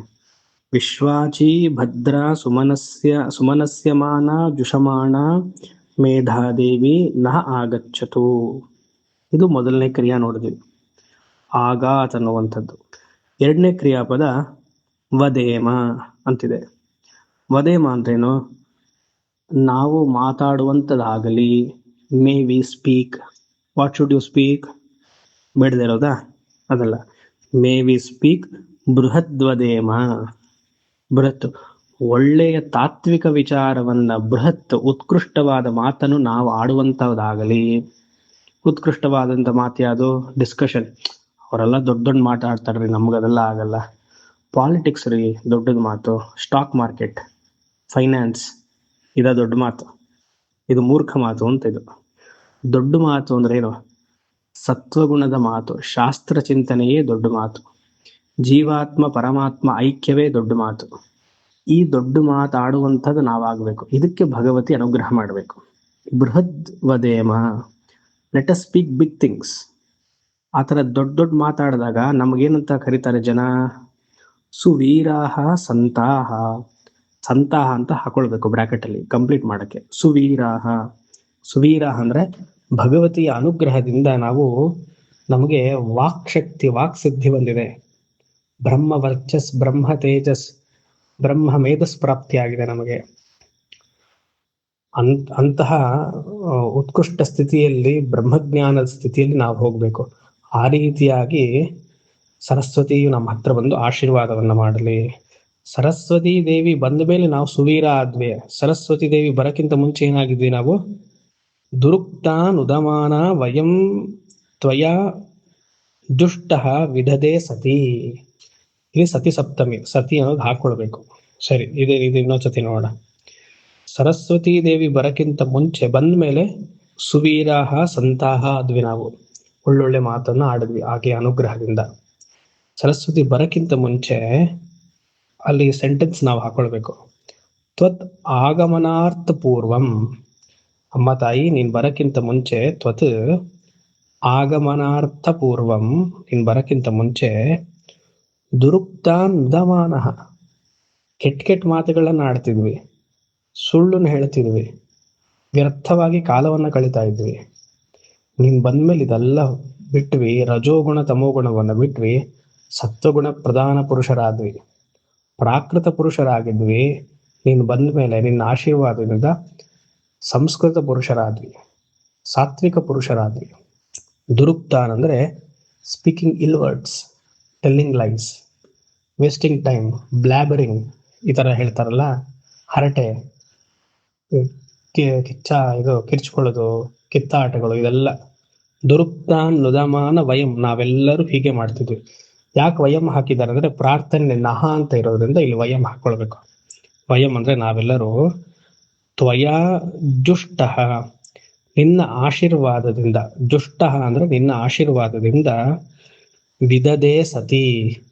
ವಿದದೆ ಅಂದ್ರೆ ಜ್ಞಾನ ಪ್ರಕಾಶಯುಕ್ತ ಅಂತ ಭಾಷ್ಯ, ಸಾಯಣರ ಭಾಷ್ಯ. ಜ್ಞಾನ ಪ್ರಕಾಶಯುಕ್ತ ಸತಿ. ತುಷ್ಟ ಇದ್ಕೊಳ್ತು ಭಗವತಿಯ ಆಶೀರ್ವಾದ. ವೆನ್ ಯು ಬ್ಲೆಸ್ ಅಸ್, ವಿದದೆ ಸತಿ, ಜ್ಞಾನ ಪ್ರಕಾಶ ನಮ್ಮ ಮನಸ್ಸಿನಲ್ಲಿ ಗೋಚರವಾಗುತ್ತೆ ಅನ್ನುವಂತಹ ಪ್ರಾರ್ಥನೆ ಈ ಮೊದಲನೇ ಮಂತ್ರದ್ದು. 4 ಗುಣಗಳಾಗಿರುವಂತಹ ಸರಸ್ವತಿಯು ನನ್ನ ಹತ್ರ ಬರಲಿ, ಆಶೀರ್ವಾದ ಮಾಡಲಿ. ಬರಕ್ಕಿಂತ ಮುಂಚೆ ಮನಸ್ಸು ವಿಕೋಪದಲ್ಲಿತ್ತು, ಸರಸ್ವತಿ ಆಶೀರ್ವಾದ ಬಂದ್ಮೇಲೆ ಮನಸ್ಸು ಶಾಂತತೆಯನ್ನ ಗಳಿಸ್ತು, ಜ್ಞಾನವನ್ನ ಗಳಿಸ್ತು ಅಂತ ಪ್ರಾರ್ಥನೆ. ಮೇಧಾ ಸೂಕ್ತ ಮಂತ್ರ 2. ತ್ವಯಾ ದುಷ್ಟ ಋಷಿರ್ಭವತಿ ದೇವಿ ತ್ವಯಾ ಬ್ರಹ್ಮಾಗತ ಶ್ರೀರುತತ್ವಯಾ ತ್ವಯಾ ಜುಷ್ಟಶ್ಚಿತ್ರಂ ವಿಂದತೆ ವಸುಸಾನೋ ಜುಷಸ್ವದ್ರವಿಣೋ ನ ಮೇಧೆ. ಈ ಮಂತ್ರದಲ್ಲಿ 3 ಕ್ರಿಯಾಪದ ಇದೆ. ವಿಶೇಷವಾಗಿ 3. ಸಾಧಾರಣವಾಗಿ ಒಂದು ಮಂತ್ರದಲ್ಲಿ ಅಥವಾ ಒಂದು ಶ್ಲೋಕದಲ್ಲಿ 1 ಕ್ರಿಯಾಪದ ಇರುತ್ತೆ. ಇಲ್ಲಿ 3 ಇದೆ. ಭವತಿ ಮೊದಲನೇದು, 2ನೇದು ವಿಂದತೆ, 3ನೇದು ಜುಷಸ್ವ. ಇಲ್ಲಿದೆ ಭವತಿ. ಋಷಿರ್ಭವತಿ ಮೊದಲನೇ ಸಾಲಲ್ಲೇ ಇದೆ. 2ನೇದು ವಿಂದತೆ, ಜುಷ್ಟಶ್ಚಿತ್ರಂ ವಿಂದತೆ, ಅದು ವಿಂದತೆ ಅನ್ನೋದು 2ನೇದು. 3ನೇದು ಜುಷಸ್ವ, ಜುಷಸ್ವ ದ್ರವಿಣೋ ನ ಮೇಧೆ. ಭವತಿ ಅಂದ್ರೆ ಆಗುವುದು, ಋಷಿರ್ಭವತಿ ಲಭತೆ, ವಿಂದತೆ ಅಂದ್ರೆ ಲಭತೆ, ಗಳಿಸುವುದು. ಜುಷಸ್ವ ಅಂದ್ರೆ ತೃಪ್ತಿ, ತೃಪ್ತಿಯಿಂದ, ಆಶೀರ್ವಾದದಿಂದ ಗಳಿಸುವುದು. ಹಾಗೆ ನೋಡೋಣ ಅದಕ್ಕೆ ಅರ್ಥ ಏನು. ಮೇಧೆ ಕೊನೆ ಪದ. ಹೇ ಮೇಧೆ ಸಂಬೋಧನ. ಹೇ ಸರಸ್ವತಿಯೇ, ಹೇ ಮೇಧಾದೇವಿಯೇ, ಮೇಧಾರೂಪದಲ್ಲಿರುವಂತಹ ಸರಸ್ವತಿಯೇ, ತ್ವಯ ದುಷ್ಟ. ದುಷ್ಟ ಹಿಂದಿನ ಮಂತ್ರದಲ್ಲಿ ನೋಡಿದ್ವಿ. ದುಷ್ಟ ಅಂದ್ರೆ ದುಷ್ಟ ಅಲ್ಲ, ಜುಷ್ಟ. ತ್ವಯ ನಿನ್ನ ಆಶೀರ್ವಾದದಿಂದ, ನಿನ್ನ ಅನುಗ್ರಹದಿಂದ. ದುಷ್ಟ ಅನ್ನೋದಕ್ಕೆ ಅನುಗ್ರಹ ಅಂತ ಅರ್ಥ. ನಿನ್ನ ಅನುಗ್ರಹದಿಂದ ಒಬ್ಬ ಸಾಧಕ ಋಷಿ ಭವತಿ. ಒಬ್ಬ ಸಾಧಕ ಸರಸ್ವತಿ ಅನುಗ್ರಹದಿಂದ ಏನಾಗ್ತಾರಂತೆ? ಋಷಿ, ತಪಸ್ವಿ, ಮುನಿ ಆಗ್ತಾರಂತೆ. ಋಷಿ ಅನ್ನೋದೇನು? ಋಷತಿ ಜಾನಾತಿ ಇತಿ ಋಷಿ. ಅವನ ಆತ್ಮತತ್ವವನ್ನ ತಿಳಿಯುವಂತನಾಗ್ತಾನೆ ಭಗವತಿಯ ಅನುಗ್ರಹದಿಂದ. ಲಕ್ಷ್ಮಿ ಅನುಗ್ರಹದಿಂದ ಶ್ರೀಹಿ ಪ್ರಾಪ್ತಿ, ಧನ ಪ್ರಾಪ್ತಿ. ಆದ್ರೆ ನಿನ್ನ ಅನುಗ್ರಹದಿಂದ ಧನ ಪ್ರಾಪ್ತಿನೂ ಆಗತ್ತೆ. 2ನೇ ಲೈನು ಅದೇ ಹೇಳುತ್ತೆ.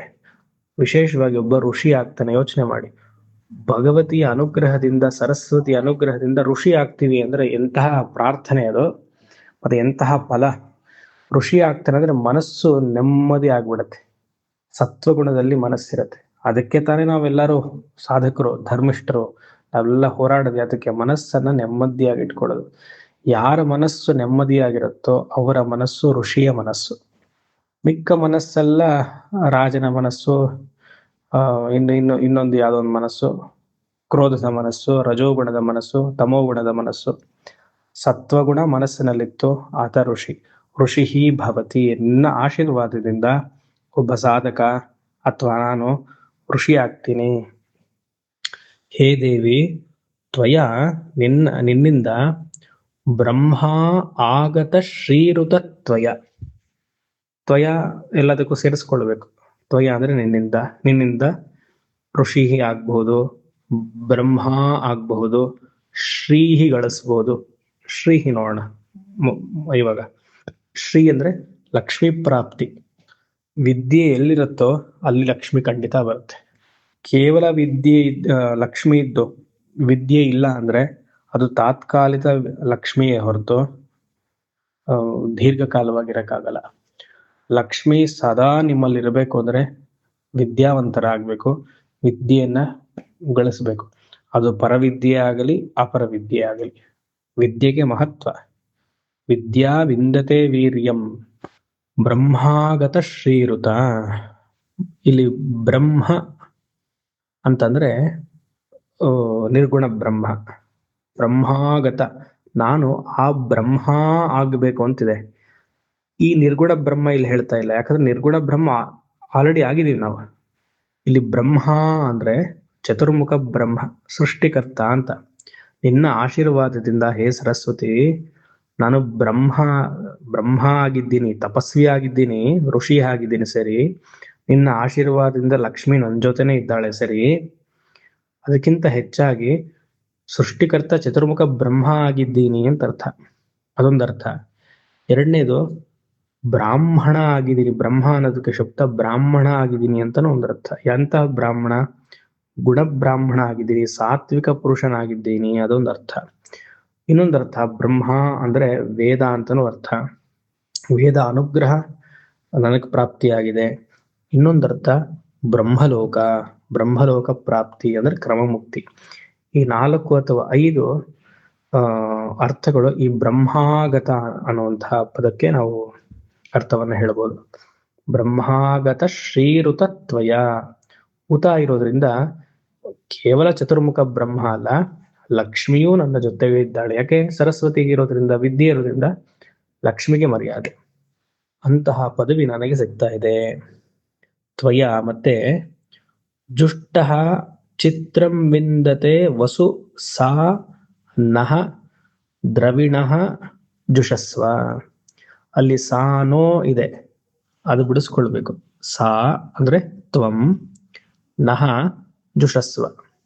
ಮತ್ತೆ ಹೇಳ್ತೀನಿ, ತ್ವಯ ನಿನ್ನಿಂದ, ಜುಷ್ಟ ಅಂದ್ರೆ ನಿನ್ನ ಅನುಗ್ರಹದಿಂದ, ಚಿತ್ರಂ ಅಂದ್ರೆ ವಿಚಿತ್ರಂ, ವಸು ಸಾ ಇಸ್ಕೊಲ್ ಟು ತ್ವಂ, ನಹ ನಮ್ಮೆಲ್ಲರಿಗೂ, ದ್ರವಿಣ ದದಾತು ನಿನ್ನ ಅನುಗ್ರಹದಿಂದ, ನಿನ್ನ ಆಶೀರ್ವಾದದಿಂದ ನಮಗೆ ಒಳ್ಳೆಯ ದ್ರವಿಣ ಬರಲಿ ಅಂತ ಅರ್ಥ.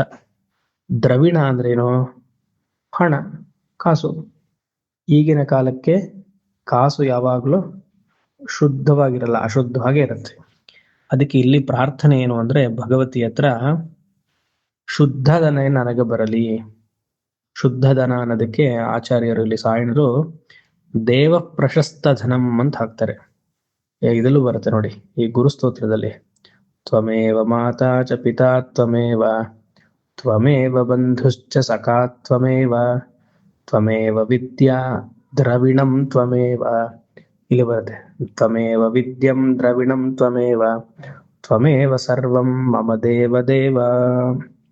ಶುದ್ಧ ಧನ ಅಂದ್ರೆ ಶುದ್ಧವಾದ ಕರ್ಮಯೋಗದಿಂದ ರೀತಿಯಾಗಿ ಮಾಡುವಂತಹ ಕರ್ಮಕ್ಕೆ ಫಲ ಶುದ್ಧ ಧನವೇ ಫಲ.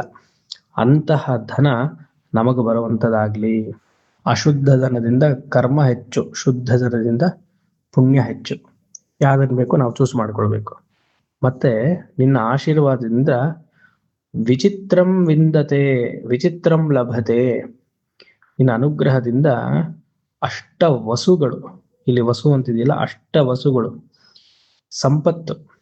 ವಸು ಅಂದ್ರೆ ಸಂಪತ್ತು, ಸದಾ ಸಂಪತ್ತಲ್ಲೇ ಇರುವಂತೆ ಮಾಡು. ನಿನ್ನ ಆಶೀರ್ವಾದದಲ್ಲಿ ಹಾಗೆ ಇರ್ತೀನಿ ನಾನು ಅಂತ ಒಂದು ಅರ್ಥ. ಚಿತ್ರಂ ವಸುಂ ಅಂದ್ರೆ ವಿಚಿತ್ರಂ ವಸು ದದಾತಿ. ಇಲ್ಲಿ ಈ ವಿಚಿತ್ರಂ ವಸು ಅನ್ನೋದಕ್ಕೆ it is A unique wealth. ಎಲ್ಲ ರೀತಿಯಾಗಿ ಸಿದ್ಧಿಗಳು ಬರುತ್ತಂತೆ ನಮಗೆ. ಎಂತಹ ಸಿದ್ಧಿಗಳು? ಅಷ್ಟ ಸಿದ್ಧಿಗಳು ಬರುತ್ತೆ. ಅಷ್ಟ ಸಿದ್ಧಿ ಎಲ್ಲ ಬೇಡ, ಒಂದ್ ಸಿದ್ಧಿ ಸಾಕು. ಸಾತ್ವಿಕ ಮನೋವೃತ್ತಿ ಇದ್ರೆ ಸಾಕು. ಈ ಮೇಧಾ ಸೂಕ್ತಕ್ಕೆ ಈಗಿನ ಕಾಲದಲ್ಲೂ ಇತ್ತೀಚೆಗೆನೆ ಹಲವಾರು ಜನ ಈ ಮೇಧಾ ಸೂಕ್ತದ ಪ್ರಯೋಗವನ್ನ ಮಾಡಿದ್ದಾರೆ.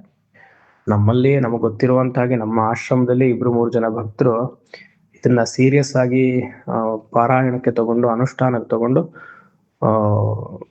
ವಾಕ್ಸಿದ್ಧಿಯನ್ನು ಗಳಿಸಿರುವಂತಹ ಒಂದು 6 ತಿಂಗಳು 1 ವರ್ಷದಲ್ಲೇ ಸತತವಾಗಿ ಪ್ರತಿನಿತ್ಯ ಸಂಪುಟೀಕರಣವನ್ನ ಮಾಡಿ 21 ಸತಿ ಪ್ರತಿನಿತ್ಯ ಹೇಳಿ, ಹಿಂದಿನ ಸಾಲುಗೂ ಮುಂದಿನ ಸಾಲುಗೂ ಐಂ ಸರಸ್ವತ್ಯೈ ನಮಃ ತ್ವಯಾ ಜುಷ್ಟ ಋಷಿರ್ಭವತಿ ದೇವಿ ತ್ವಯಾ ಬ್ರಹ್ಮ ಗತಶ್ರೀರುತತ್ವಯಾ ಐಂ ಸರಸ್ವತ್ಯೈ ನಮಃ ಐಂ ಸರಸ್ವತ್ಯೈ ನಮಃ ತ್ವಯಾ ಜುಷ್ಟಶ್ಚಿತ್ರಂ ವಿಂದತೆ ವಸುಸಾನೋ ಜುಷಸ್ವದ್ರವಿಣೋ ನ ಮೇಧೆ ಐಂ ಸರಸ್ವತ್ಯೈ ನಮಃ.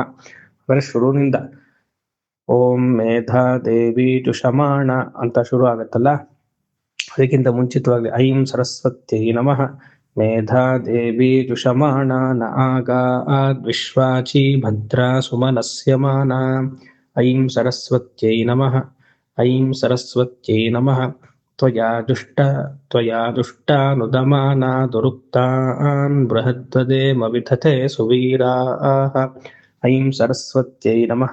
ಇದರ ಒಂದೊಂದು ಸೆಂಟೆನ್ಸ್ಗೂ ಹಿಂದೆ ಮುಂದೆ ಸರಸ್ವತಿಯ ಐಂ ಬೀಜಾಕ್ಷರವನ್ನು ಹಾಕಿ ಈ ರೀತಿಯಾಗಿ 1 ವರ್ಷ 6 ತಿಂಗಳು ಈ ತರ ಎಲ್ಲ ಸಂಕಲ್ಪ ಮಾಡಿಕೊಂಡು 48 ದಿವಸ ಮಂಡಲ ಈ ತರ ಸಂಕಲ್ಪ ಮಾಡಿ ವಾಕ್ ದೋಷವನ್ನೆಲ್ಲ ನಿವಾರಣೆ ಮಾಡಿಕೊಂಡು ಸಂಸ್ಕೃತ ಪುರುಷರಾಗಿ ಸುಳ್ಳು ಹೇಳ್ತಿರೋದನ್ನ ಎಲ್ಲ ನಿಲ್ಲಿಸಿ ಈ ಮಂತ್ರಕ್ಕಷ್ಟು, ಈ ಮೇಧಾ ಸೂಕ್ತಕ್ಕಷ್ಟು ಪ್ರಶಸ್ತವಾಗಿದೆ.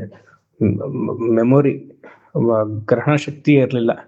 ಐಂ ಸರಸ್ವತಿ ನಮಃ ಹೇಳಿ ಈ ಮೇಧಾ ಸೂಕ್ತವನ್ನು ಹೇಳ್ತಾ ಬಂದಿದ್ದ ತಕ್ಷಣ ಒಬ್ಬ ವ್ಯಕ್ತಿಗೆ, ನಮ್ಮ ಗೊತ್ತಿರುವಂತಹ ವ್ಯಕ್ತಿಗೆ 6 ತಿಂಗಳಲ್ಲಿ ಗ್ರಹಣ ಶಕ್ತಿ ಅದ್ಭುತವಾಗಿ ಬಂತು.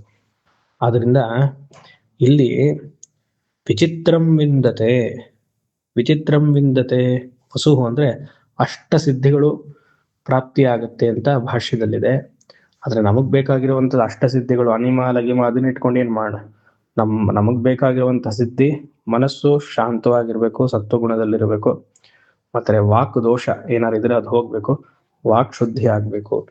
ಆ ರೀತಿಯಾಗಿ ನಿನ್ನ ಅನುಗ್ರಹದಿಂದ ಋಷಿ ಆಗ್ಬೋದು, ಚತುರ್ಮುಖ ಬ್ರಹ್ಮ ಆಗ್ಬೋದು, ಲಕ್ಷ್ಮಿ ಸದಾ ವಾಸಿಸ್ತಾಳೆ, ಅಷ್ಟ ಸಿದ್ಧಿಗಳು ಪ್ರಾಪ್ತಿ, ವಸುಗಳು ಪ್ರಾಪ್ತಿ, ಹೆಚ್ಚಾಗಿ ಮನಸ್ಸಿನಲ್ಲಿ ಸತ್ವಗುಣ ಹಾಗೂ ವಾಕ್ನಲ್ಲಿ ಏನಾದ್ರು ದೋಷ ಇದ್ರೆ ಅದು ಹೋಗಿ ವಾಕ್ ಶುದ್ಧಿಯನ್ನು ಗಳಿಸ್ಬೋದು ಅಂತ ಅದ್ಭುತವಾದ ಪ್ರಾರ್ಥನೆ 2ನೇ ಮಂತ್ರ. ಮೇಧಾ ಸೂಕ್ತ 4ನೇ ಭಾಗ. ಮೇಧಾಂ ಇಂದ್ರೋ ದಧಾತು ಮೇಧಾಂ ದೇವಿ ಸರಸ್ವತಿ ಮೇಧಾಂ ಮೇ ಅಶ್ವಿನಾ ಉಭಾವ ಧತ್ತಾಂ ಪುಷ್ಕರಸ್ರಜ ಅಪ್ಸರಾಸು ಚ ಯಾ ಮೇಧಾ ಗಂಧರ್ವೇಷು ಚ ಯನ್ಮನಃ ದೈವೀಂ ಮೇಧಾ ಸರಸ್ವತಿ ಸಾಮಾಂ ಮೇಧಾ ಸುರಭಿರ್ಜುಷತಾಗ ಸ್ವಾಹಾ. ಈ ಮಂತ್ರವನ್ನ 2 ಭಾಗವಾಗಿ ನಾವು ನೋಡ್ಬೇಕು. ಮೊದಲನೇ ಭಾಗ ಇಂದ್ರ, ಸರಸ್ವತಿ, ಅಶ್ವಿನಿ ದೇವತೆಗಳು ನನಗೆ ಮೇಧಾ ಶಕ್ತಿಯನ್ನು ಕೊಟ್ಟು ಆಶೀರ್ವದಿಸಲಿ ಅಂತ ಮೊದಲನೇ ಭಾಗದ ಪ್ರಾರ್ಥನೆ. ಇಂದ್ರ ಮೇಧಾ ದದಾತು, ಸರಸ್ವತಿ ಮೇಧಾ ದದಾತು, ಅಶ್ವಿನೌ ಉಭೌ, ಅಶ್ವಿನಿ ದೇವತೆಗಳು ಇಬ್ಬರಿರೋದ್ರಿಂದ ಅಶ್ವಿನೌ ಉಭೌ ಮೇ ನನಗೆ ಮೇಧಾಂ ದದಾತು. ಇಲ್ಲಿ ವಿಶೇಷಣ ಅಶ್ವಿನಿ ದೇವತೆಗಳು ಹೇಳ್ತಿದ್ದಾರೆ ಪುಷ್ಕರ ಸ್ರಜ, ಅದನ್ನ ನಾವು ಬದಲಾವಣೆ ಮಾಡಿಕೊಂಡು ಪುಷ್ಕರ ಸ್ರಜೌ, ಯಾಕಂದ್ರೆ ಅಶ್ವಿನಿ ದೇವತೌ, ಆದ್ರಿಂದ ಅದನ್ನ ಪುಷ್ಕರ ಸ್ರಜೌ ಅಂತ ಮಾಡ್ಕೊಳ್ಬೇಕು. ಸ್ರಜ ಸ್ರಜೌ ಅಂದ್ರೆ ಸರ್ಕ್, ಸರ್ಕ್ ಅಂದ್ರೆ ಮಾಲ, ಗಾರ್ಲೆಂಡ್. ಪುಷ್ಕರ್ ಅಂದ್ರೆ ಕಮಲದ ಹೂವು, ಪುಷ್ಕರ ಸ್ರಜೌ a garland of lotus flowers, a mala made of lotus flowers. Ashwini ದೇವತೆಗಳು ಯಾವಾಗ್ಲೂ ಕಮಲದ ಹೂವನ ಮಾಲೆಯನ್ನು ಹಾಕೊಂಡಿರ್ತಾರಂತೆ. ಅಂತಹ ಅಶ್ವಿನಿ ದೇವತೆಗಳು, ಎಂತಹ ಕಮಲದ ಹೂವಿನ ಮಾಲೆಯನ್ನು ಹಾಕೊಂಡು ಬಂದಿರುವಂತಹ ಅಶ್ವಿನಿ ದೇವತೆಗಳು, ದೇವ ವೈದ್ಯರು ಆಗಿರುವಂತಹ ಅವರು ನನಗೆ ಮೇಧಾಶಕ್ತಿಯನ್ನು ಕೊಟ್ಟು ಕಾಪಾಡಲಿ. ಇಲ್ಲಿ ಯಾಕೆ ವಿಶೇಷವಾಗಿ ಈ 3 ದೇವತೆಗಳನ್ನು ಪ್ರಾರ್ಥನೆ ಮಾಡಿದ್ದಾರೆ? ಇಂದ್ರ, ಸರಸ್ವತಿ ಹಾಗೂ ಅಶ್ವಿನಿ. ಆಧ್ಯಾತ್ಮಿಕ ಜೀವನದಲ್ಲಿ ನಾವು ನಮ್ಮ ನಿಜ ಸ್ವರೂಪ ಮೋಕ್ಷವನ್ನ ಗಳಿಸಬೇಕು ಅಂತಾದ್ರೆ ಈ 3 ದೇವತೆಗಳ ಅನುಗ್ರಹ ಬಹಳ ಮುಖ್ಯ. ಇಂದ್ರ ಎಲ್ಲಾ ದೇವತೆಗಳಿಗೂ ರಾಜ. ಇಂದ್ರೋ ಮೇ ಬಲೇ ಶ್ರಿತಃ ಬಲಗುಂ ಹೃದಯೇ ಹೃದಯಂ ಮಯಿ ಅಹಂ ಅಮೃತೇ ಅಮೃತಂ ಬ್ರಹ್ಮಣಿ. ನಾವು ಲಘುನ್ಯಾಸದಲ್ಲಿ ಹೇಳ್ಕೊಳ್ತೀವಿ ಇದನ್ನ.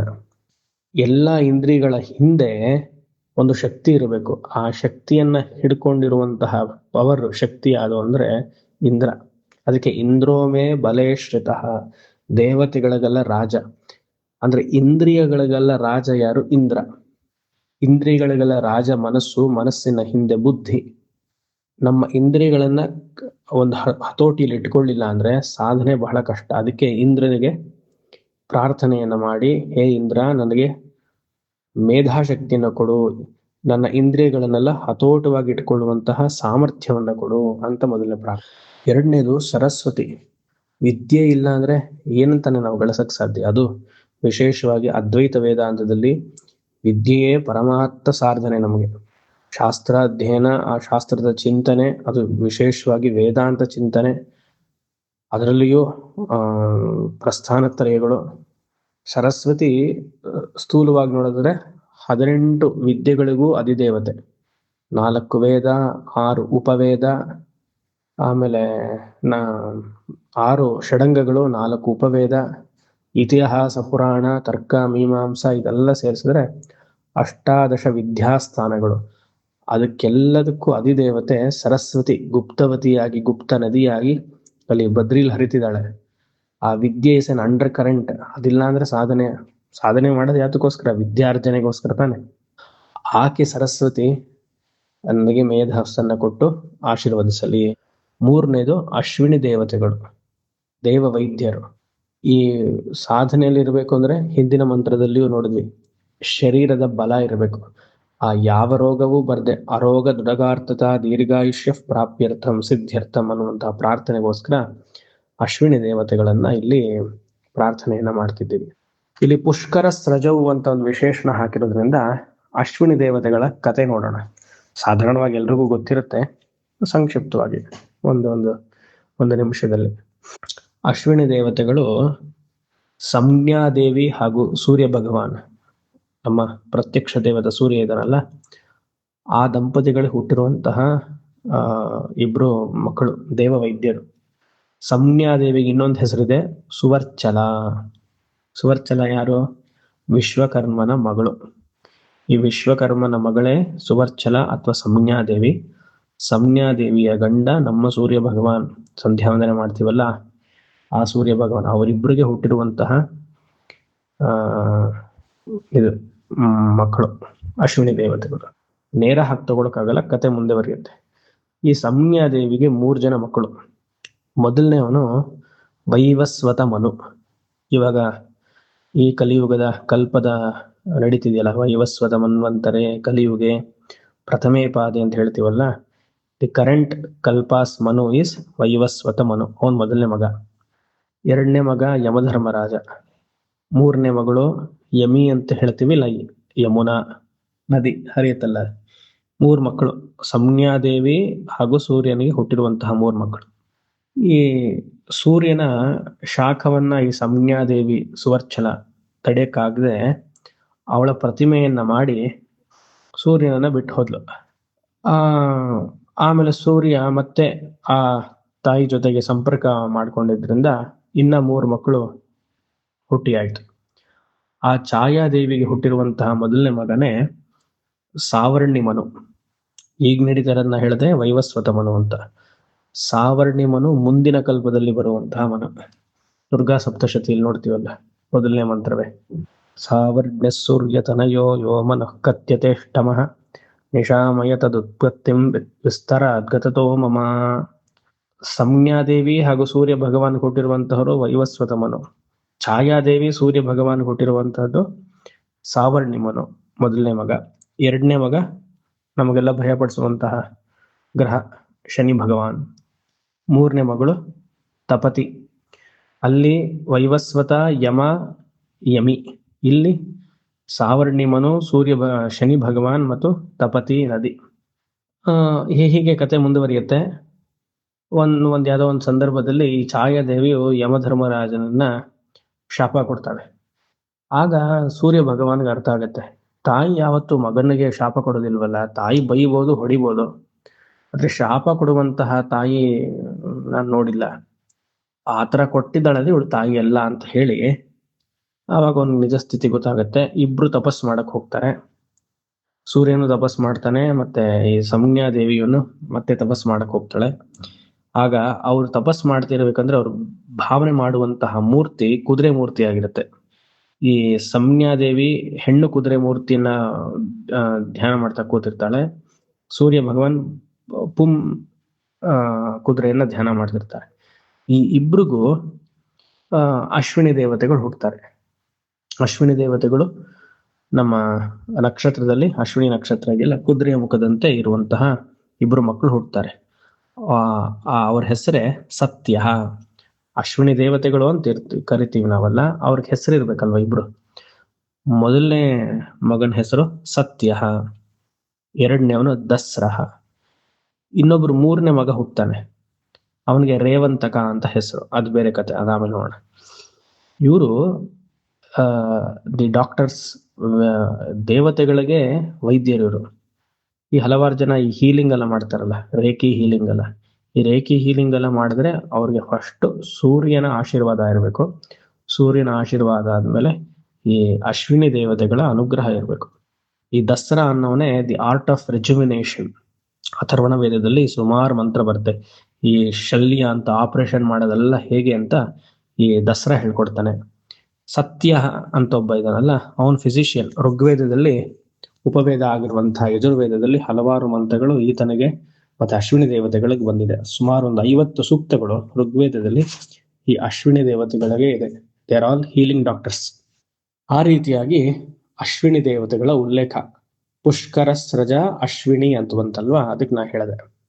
ಇಲ್ಲದು ಮೇಧಾಂ ಅಶ್ವಿನಾವುಭಾವ ದತ್ತಾಂ ಪುಷ್ಕರ ಸ್ರಜ, ಅದಕ್ಕೆ ನಾ ಇದನ್ನ ತಿಳಿಸ್ತೇನೆ. ಹೀಗೆ ಅಶ್ವಿನಿ ದೇವತೆಗಳು ಸರಸ್ವತಿ ಹಾಗೂ ಇಂದ್ರ ನಮಗೆ ಮೇಧಾಶಕ್ತಿಯನ್ನು ಕೊಟ್ಟು ಕರುಣಿಸಲಿ ಅಂತ. ಇದು ಮೊದಲನೇ ಭಾಗ. ಎರಡನೇ ಭಾಗ ಈಗ ಅಪ್ಸರಾಸು ಚಯ ಮೇಧಾ ಗಂಧರ್ವೇಶು ಚಯನ್ಮನಃ ದೈವೀ ಮೇಧಾ ಸರಸ್ವತಿ ಸಾಮಾ ಮೇಧಾ ಸುರಭಿರ್ಜುಷತಾಗು ಸ್ವಾಹ. ಇಲ್ಲಿ ಕ್ರಿಯಾಪದ ಜುಷತಾಂ, ಇದು ನೋಡಿದೀವಿ ಹಿಂದಿನ ಮಂತ್ರದಲ್ಲಿಯೂ. ಜುಷತಾಂ ಅಂದ್ರೆ ಆಶೀರ್ವಾದವನ್ನ ಮಾಡಲಿ. ಯಾರಿಗ ಆಶೀರ್ವಾದ ಮಾಡಬೇಕು? ಮಾಂ, ನನಗೆ. ಯಾರು ಮಾಡಬೇಕು? ಮೇಧಾ, ಮೇಧಾದೇವಿಯು ನನಗೆ ಆಶೀರ್ವಾದವನ್ನ ಮಾಡಲಿ. ಯಾವ ರೀತಿಯಾಗಿ ಆಶೀರ್ವಾದ ಮಾಡಬೇಕು? ಅಪ್ಸರಾಸುಚಯ ಮೇಧಾ. ಅಪ್ಸರಾಸು, ಅಪ್ಸರಹ, ಅಪ್ಸರ ಸ್ತ್ರೀಗಳು ಯಾರು? ಸೆಲೆಸ್ಟಿಯಲ್ ಡ್ಯಾನ್ಸರ್ಸ್, ದೇವಲೋಕದ ನಾಟ್ಯ ದೇವತೆಗಳು. ಊರ್ವಶಿ, ಮೇನಕ, ರಂಭೆ, ತಿಲೋತ್ತಮೆ ಎಕ್ಸೆಟ್ರಾ. ಅಪ್ಸರ, ಅಪ್ಸು ಸರತಿ ಇತಿ ಅಪ್ಸರ ಅಂತ ಹೆಸರು. ಯಾರು ನೀರಿನಲ್ಲಿ ಜಾರ್ಕೊಂಡು ಹೋಗ್ತಾರೋ ಅವ್ರಿಗೆ ಅಪ್ಸರ ಅಂತ ಹೆಸರು. ಇಲ್ಲಿ ನೀರು ಅಂದ್ರೆ ಪ್ರತಿಯೊಂದು ಕಲೆಯಲ್ಲಿಯೂ ಇರುವಂತಹ ಒಂದು ಸೌಂದರ್ಯ. A beauty or an aesthetic beauty in every art. ನಮ್ಮ ಸನಾತನ ಧರ್ಮ ಪ್ರತಿಯೊಂದು ಕಲೆಯಲ್ಲಿಯೂ ಒಂದು ಒಂದು ಸೌಂದರ್ಯವನ್ನ ನಾವು ನೋಡ್ಬೋದು. ರಂಗೋಲಿ ಬಿಡಿಸೋದಾಗ್ಲಿ, ಈ ನವರಾತ್ರಿ ಟೈಮಲ್ಲಿ ಗೊಲ್ಲುನ ಅಲಂಕಾರ ಮಾಡೋದಾಗ್ಲಿ, ನಮಗ್ ನಾವೇ ಅಲಂಕಾರ ಮಾಡ್ಕೊಳ್ಳೋದಾಗ್ಲಿ, ಅದೆಲ್ಲ ಒಂದು ಕಲೆ ಅಲ್ವಾ? ಇಂತಹ ಅಪ್ಸರಾ ಸ್ತ್ರೀಯರು ಪ್ರತಿಯೊಂದು ಕಲೆಗಳಲ್ಲಿಯೂ ನಿಪುಣರವರು. 64 ವಿದ್ಯೆಗಳು ಅಂತ ಹೇಳ್ತೀವಿ, 64 ಕಲೆಗಳು. ಕಲಾಭ್ಯಾಂ ಚೂಡಾಲಂಕೃತ ಶಶಿಕಲಾಭ್ಯಾಂ ನಿಜ ತಪಃ ಫಲಾಭ್ಯಾಂ ಭಕ್ತೇಷು ಪ್ರಕಟಿತ ಫಲಾಭ್ಯಾಂ ಭವತು ಮೇ ಶಿವಾಭ್ಯಾಮಸ್ತೋಕ ತ್ರಿಭುವನ ಶಿವಾಭ್ಯಾಂ ಹೃದಯ ಪುನಃ ಭವಾಭ್ಯಾಂ ಆನಂದ ಸ್ಫುರಧನು ಭವಾಭ್ಯಾಂ ನತಿರಿಯಂ ಅಂತ ಶಿವಾನಂದರಲ್ಲಿ ನೋಡ್ತೀವಿ. ಕಲಾಭ್ಯಾಂ ಚೂಡಾಲಂಕೃತ ಶಶಿಕಲಾಭ್ಯಾಂ ನಿಜ ತಪಃ. ಇಲ್ಲಿ ಕಲೆ ಅಂದ್ರೆ 64 ಕಲೆಗಳು. ಈ 64 ಕಲೆಗಳು ಈ ಅಪ್ಸರಾ ದೇವತೆಯ ಅನ್ನುವಂತಹ ಅವರಲ್ಲಿರತ್ತಂತೆ. ಈ ಪತಾಂಜಲಿ ಯೋಗ ಸೂತ್ರದಲ್ಲಿ ಮೊದಲನೇ ಅಧ್ಯಾಯದಲ್ಲೇ ಬರುತ್ತೆ, ಯಥಾ ಅಭಿಮತ ಧ್ಯಾನಾದ್ವಾ ಅಂತ ಒಂದು ಸೂತ್ರ. ಏನ್ ಈ ಸೂತ್ರ ಹೇಳುತ್ತೆ ಅಂದ್ರೆ, ಉತ್ಕೃಷ್ಟವಾದುವಂತಹ ವಸ್ತುವನ್ನ ನೀನು ಧ್ಯಾನ ಮಾಡುವಂತ ಅಲ್ಲಿ ಸೂತ್ರ. ಉತ್ಕೃಷ್ಟವಾದ ವಸ್ತು ಅಂತ ಏನು ಅಂತ ಅಲ್ಲಿ ವ್ಯಾಖ್ಯಾನವನ್ನ ನೋಡಿದ್ರೆ ವ್ಯಾಸರೆಲ್ಲ ಬರೀತಾರೆ, ದೇವತೆಗಳನ್ನ, ಎಲ್ಲಾ ದೇವತೆಗಳನ್ನ ಮನಸ್ಸನ್ನು ನೀನು ಧ್ಯಾನ ಮಾಡು, ನಿನ್ನ ಗುರುವಿನ ಮನಸ್ಸನ್ನ ನೀನು ಧ್ಯಾನ ಮಾಡು. ಉದಾಹರಣೆಗೆ ಶಂಕರಾಚಾರ್ಯರನ್ನ ತಗೊಂಡ್ರೆ, ಶಂಕರಾಚಾರ್ಯರ ಮನಸ್ಸು ಹೇಗಿತ್ತು, ಆ ಮನಸ್ಸು ನನ್ನ ಮನಸ್ಸಾಗ್ಲಿ ಅಂತ ಧ್ಯಾನದ ಪ್ರಕ್ರಿಯೆ. ವಿವೇಕಾನಂದರ ಮನಸ್ಸು ನನ್ನ ಮನಸ್ಸಾಗ್ಲಿ, ಯಾಕಂದ್ರೆ ಎಲ್ಲ ಉತ್ಕೃಷ್ಟ ಚಿಂತನೆಗಳು. ರಮಣ ಮಹರ್ಷಿಗಳ ಮನಸ್ಸಾಗ್ಲಿ, ಶ್ರೀಧರ ಸ್ವಾಮಿಗಳ ಮನಸ್ಸಾಗ್ಲಿ, ಭಗವಾನ್ ನಿತ್ಯಾನಂದರ ಮನಸ್ಸು ನಂದಾಗ್ಲಿ. ಆ ಮನಸ್ಸಲ್ಲಿ ಏನಿರುತ್ತೆ, ಜೀವಾತ್ಮ ಪರಮಾತ್ಮನ ಐಕ್ಯನ ಚಿಂತನೆ ತಾನೇ ಇರುತ್ತೆ. ಇಲ್ಲಿ ಅಪ್ಸರ ಸ್ತ್ರೀಯರ ಮನಸ್ಸು ನನ್ನ ಮನಸ್ಸಾಗ್ಲಿ ಎಂತ ಪ್ರಾರ್ಥನೆ ನೋಡಿ. ಅಭಿಮತ ಧ್ಯಾನಾದ್ವಾ ಅನ್ನುವಂತ ಸೂತ್ರಕ್ಕೆ ನಾನು ಕನೆಕ್ಟ್ ಮಾಡ್ತಾ ಇದ್ದೀನಿ. ಅಪ್ಸರೆಯರು ಅವರ ಮನಸ್ಸಿನಲ್ಲಿ ಈ 64 ಕಲೆಗಳ ದೃಷ್ಟಿ, ಅವ್ರ ಚಿಂತನೆ ಇರತ್ತಂತೆ. ಅದೆಂತಹ ಇದು ಚಿಂತನೆ, ಆ ಕಲೆಯನ್ನ ನಮ್ಮ ಹತೋಟಿಗೆ ತಂದುಕೊಳ್ಳುವಂತಹ ಮನಸ್ಸು. ಆ ಮನಸ್ಸು ನನ್ನ ಮನಸ್ಸಾಗಲಿ, ಆ ವಿದ್ಯೆ ನನಗೆ ಬರಲಿ. ಅಷ್ಟೇ ಅಲ್ಲ, ಗಂಧರ್ವೇಶು ಚ ಯನ್ಮನಃ ಯತ್ ಮನಃ. ಗಂಧರ್ವರು ಅಂತ ಇರ್ತಾರಲ್ಲ, ಅನದರ್ ಕ್ಲಾಸ್ ಆಫ್ ದೇವತಾಸ್. ಆ ಗಂಧರ್ವ ಅನ್ನುವಂಥ ದೇವತೆಗಳ ಮನಸ್ಸು ನನ್ನ ಮನಸ್ಸಾಗಲಿ. ರೋಲ್ ಮಾಡೆಲ್ಸ್ ಅಲ್ಲ ಅಂತ ಹೇಳ್ತೀವಲ್ಲ, ನಮಗೆ ಯಾರು ರೋಲ್ ಮಾಡೆಲ್ಸ್ ಬೇಡದಿರೋರೆ, ಯಾರೋ ಚಲನಚಿತ್ರದಲ್ಲಿ ನಟನೆ ಮಾಡೋರು ಅಂಥವ್ರನ್ನೆಲ್ಲ ರೋಲ್ ಮಾಡೆಲ್ಸ್ ಇಟ್ಕೊಂಡಿರ್ತಾರೆ ಜನಗಳು. ಇಲ್ಲಿ ವೇದ ಹೇಳ್ತಿದೆ, ಅಪ್ಸರ ಸ್ತ್ರೀಯರ ಮನಸ್ಸು ಕಲೆಯಲ್ಲಿ ನಿಪುಣತೆಯನ್ನು ಗಳಿಸಿದೆ, ಅಂತಹ ಮನಸ್ಸು ನನ್ನದಾಗ್ಲಿ. ಗಂಧರ್ವರ ಮನಸ್ಸು ನನ್ನದಾಗ್ಲಿ, ಆ ಕಲೆಗಳು ನನ್ನ ಕೈ ಹತೋಟಿಯಲ್ಲಿರ್ಲಿ ಅಂತ. ಭಗವದ್ಗೀತೆಯಲ್ಲೂ ನೋಡ್ತೀವಿ, 10ನೇ ಅಧ್ಯಾಯದಲ್ಲಿ ಕೃಷ್ಣ ಹೇಳ್ತಾನೆ, ಗಂಧರ್ವಾನಾಂ ಚಿತ್ರರಥಃ. ಚಿತ್ರರಥ ಅನ್ನುವಂತಹ ಗಂಧರ್ವ ನಾನಾಗಿದ್ದೀನಿ ಕಣಪ್ಪ ಅರ್ಜುನ ಅಂತ. ನಮಗ್ ಪ್ರಸಿದ್ಧವಾದ ತ್ರಿಶತಿ ಭಾಷ್ಯನೂ ಬರುತ್ತೆ, ನಾಮನ ಇದೆ, ಹಾ ಹಾ ಹೂ ಹೂ ಮುಖಸ್ತುತ್ಯಾಗಿ ನಮಃ. ಹಾ ಹಾ ಹೂ ಅನ್ನುವಂತಹ ಗಂಧರ್ವರವರಿಬ್ಬರು. ಈಗಿನ ಕಾಲದಲ್ಲಿ ಕರ್ನಾಟಕದ ಸಂಗೀತದಲ್ಲಿ ಡಾಕ್ಟರ್ ಎಂ ಬಾಲಮುರಳಿ ಕೃಷ್ಣ ನೋಡ್ತೀವಿ, ಗಂಧರ್ವ ಲೋಕದಲ್ಲೇ ಬಂದಿರುವಂತಹ ಮಹಾನ್ ವ್ಯಕ್ತಿ. ತ್ಯಾಗರಾಜರ 7ನೇ ಅವತಾರ ಅಂತೆಲ್ಲ ನಾವು ಆರ್ಟಿಕಲ್ಸ್ ಓದಿದೀವಿ, ಮತ್ತು ಅವರಿದ್ದಾಗ ನಾವು ಹಾಡನ್ನು ಕೇಳಿದ್ದೇವೆ. ಇಂತಹ ಅಭಿಮತ ಧ್ಯಾನಾದ್ವಾ ಅಂತ ಹೇಳ್ತಿದ್ದಲ್ಲ, ಇವರ ಮನಸ್ಸನ್ನ ನಾವು ಧ್ಯಾನ ಮಾಡ್ಬೇಕು. ಅವರ ಮನಸ್ಸಿನಲ್ಲಿ ಯಾವ ಆಲೋಚನೆಗಳು, ಸದ್ವಿಚಾರಗಳಿದೆಯೋ ಆ ವಿಚಾರಗಳೆಲ್ಲ ನನಗ್ ಬರ್ಲಿ. ಅಪ್ಸರಾಸು ಚ ಯಾ ಮೇಧ ಗಂಧರ್ವೇಶು ಚ ಯನ್ಮನಃ. ಅಷ್ಟೇ ಅಲ್ಲ, ಅದ್ರ ಜೊತೆಗೆ ದೈವಿ ಮೇಧ ಸರಸ್ವತಿ, ಈ ಸರಸ್ವತಿ ಭಗವತಿಯು ಈ ಗಂಧರ್ವರ ಮನಸ್ಸು ಮತ್ತೆ ಅಪ್ಸರ ಅನ್ನುವಂತಹ ದೇವತೆಗಳ ಮನಸ್ಸು ನನ್ನ ಮನಸ್ಸಿಗೆ ಆಗ್ಲಿ ಅಂತ ಆ ರೀತಿಯಾಗಿ ಆಶೀರ್ವಾದ ಮಾಡ್ಲಿ. ಅಷ್ಟೇ ಅಲ್ಲ, ಆ ಸರಸ್ವತಿಗೆ ಒಂದು ನಿರ್ವಚನವನ್ನ ಒಂದು ಲಕ್ಷಣವನ್ನ ಕೊಡ್ತಾರೆ, ಸಾಮಾಂ ಮೇಧ ಸುರಭಿಹಿ ಜುಷತಾಂ. ಸುರಭಿಹಿ, ಆ ಸರಸ್ವತಿಗೆ ಲಕ್ಷಣ, ಅಬ್ಜೆಕ್ಟಿವ್ ಏನು, ಸುರಭಿಹಿ. ಇಲ್ಲಿ ಸುರಭಿ ಅಂದ್ರೆ ಸುಗಂಧ, ಫ್ರಾಗ್ರೆನ್ಸ್ ಅಂತ ಅರ್ಥ. ಸಾಯಣರು ಬರೀತಾರೆ, ಸಂಗೀತಾದಿ ವಾದ್ಯಂ ಜನಿತಂ ಪ್ರಮೋದ ಗಂಧರ್ವ. ಈ ಎಲ್ಲ 64 ಕಲೆಯಲ್ಲಿರುವಂತಹ ಈ ಸೊಗಡು, ಈ ವಾಸನೆ ಏನಿದೆಯೋ ಅದು ಸರಸ್ವತಿ ಹತ್ರ ಇರುತ್ತಂತೆ. ಆ ವಾಸನೆ, ಪರ್ಫ್ಯೂಮ್, ಸರಸ್ವತಿಯ ಪರ್ಫ್ಯೂಮ್ ಏನೋ ಎಲ್ಲ ಕಲೆಗಳಲ್ಲಿರುವಂತಹ ಆ ಸೊಗಡು. ಅಡಿಗೆ ಮಾಡೋದಾಗ್ಲಿ, ರಂಗೋಲಿ ಹಾಕೋದಾಗ್ಲಿ, ಒಂದು ಪೇಂಟಿಂಗ್, ಸಿಂಗಿಂಗ್, ಡ್ಯಾನ್ಸಿಂಗ್, ಎಲ್ಲ ಕಲೆಗಳು ಸರಸ್ವತಿಯ ಸುರಭಿಹಿ, ಆಕೆಯ ವಾಸನೆ ಅಂತೆ. ಅಂತಹದ್ದು ನನಗೆ ಬರಲಿ. ಆ Saraswati, in short what, Saraswati is nothing but ಅಧಿದೇವತಾ ಫಾರ್ ಪರ ಅಂಡ್ ಅಪರ ವಿದ್ಯಾ. ಆ ರೀತಿಯಾಗಿ ನನಗೆ ಬರಬೇಕು ಅಂದ್ರೆ ಸ್ವಾಹ. ಸ್ವಾಹನ ಹೇಗೆ ಬಿಡಿಸ್ಕೊಳ್ತೀರಾ? ಸು ಆಹ. ಅಹಂಕಾರವನ್ನ ಕಿತ್ಕೊಂಡು ಅಹಂಕಾರ ಒಂದು ಕಿತ್ ಹಾಕಬೇಕು, ಅದನ್ನ ನಶಿಸಿ ಹೋಗ್ಬೇಕು.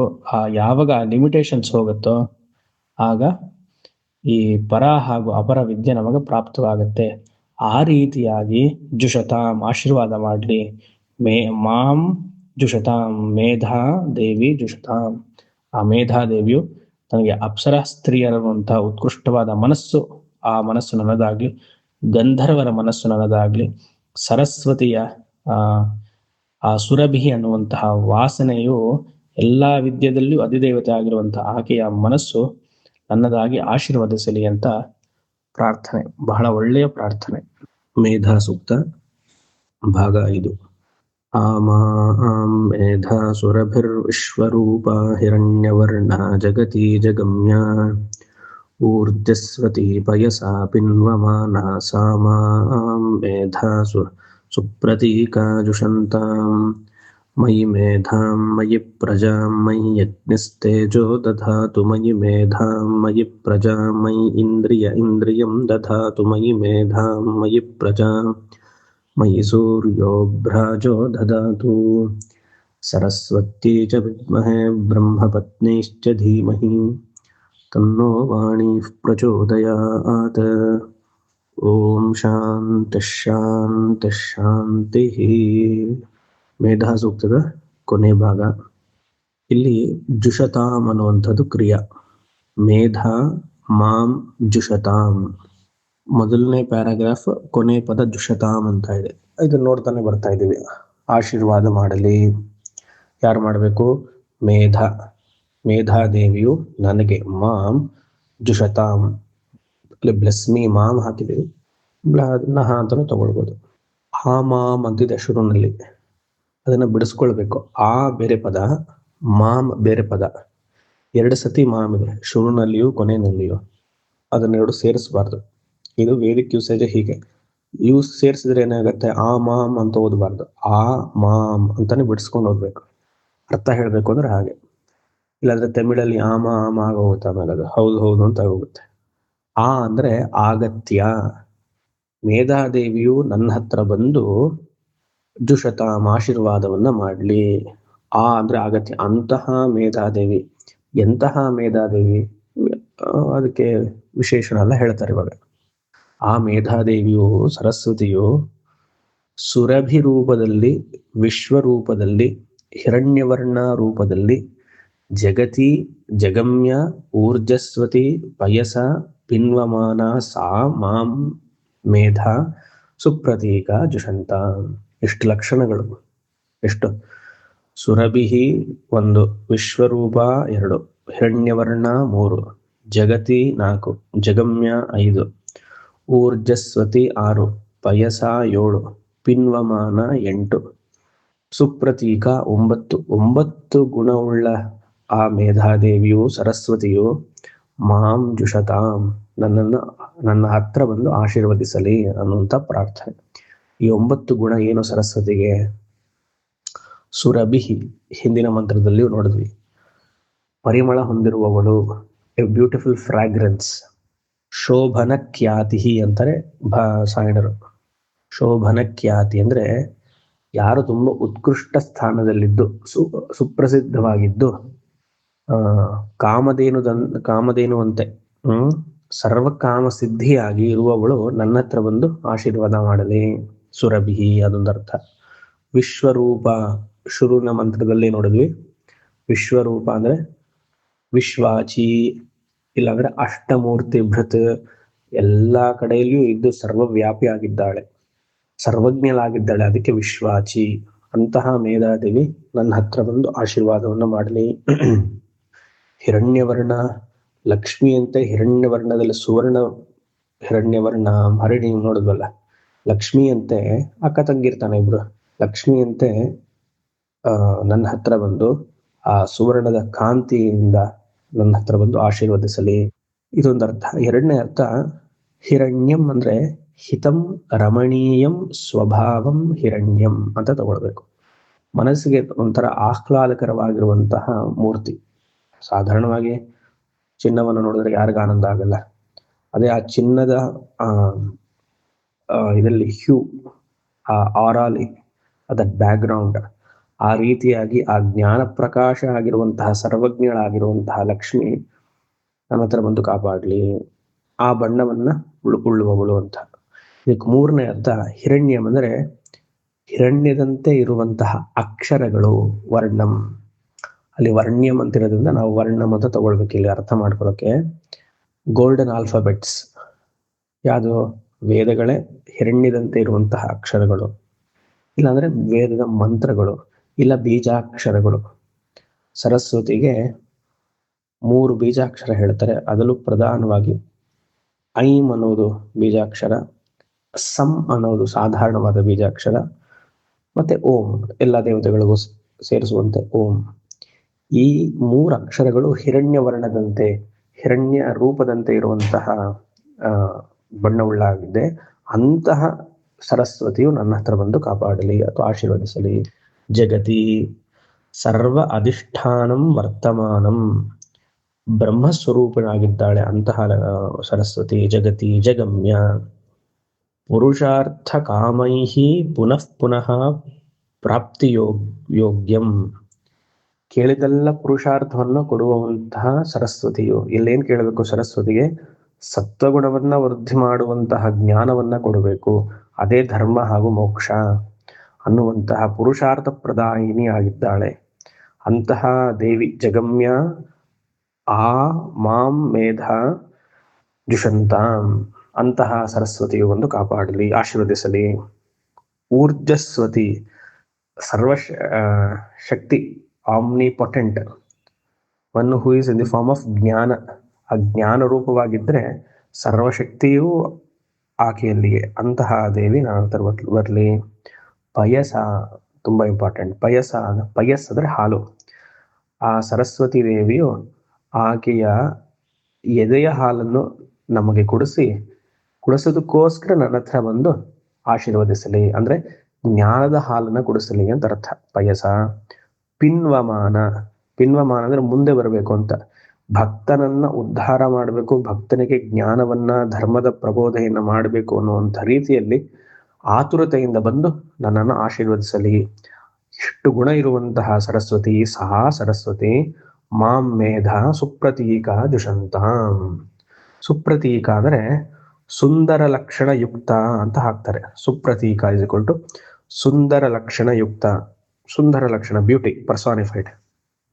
ಅದಕ್ಕೆ ಬ್ಯೂಟಿ ಪರ್ಸಾನಿಫೈಡ್ ಅನ್ನೋದಕ್ಕೆ ಶಾಸ್ತ್ರದಲ್ಲಿ ಪದ್ಮಿನಿ ಅಂತ ಹೆಸರು. ತಾಂ ಪದ್ಮಿನಿ ಮೀಂ ಅದು ನೋಡಿದ್ವಿ. ಪದ್ಮಿನಿ ಅಂದ್ರೆ ಎಲ್ಲಾ ಸಾಮುದ್ರಿಕ ಲಕ್ಷಣ ಇರುವವಳು ಅಂತ ಅರ್ಥ.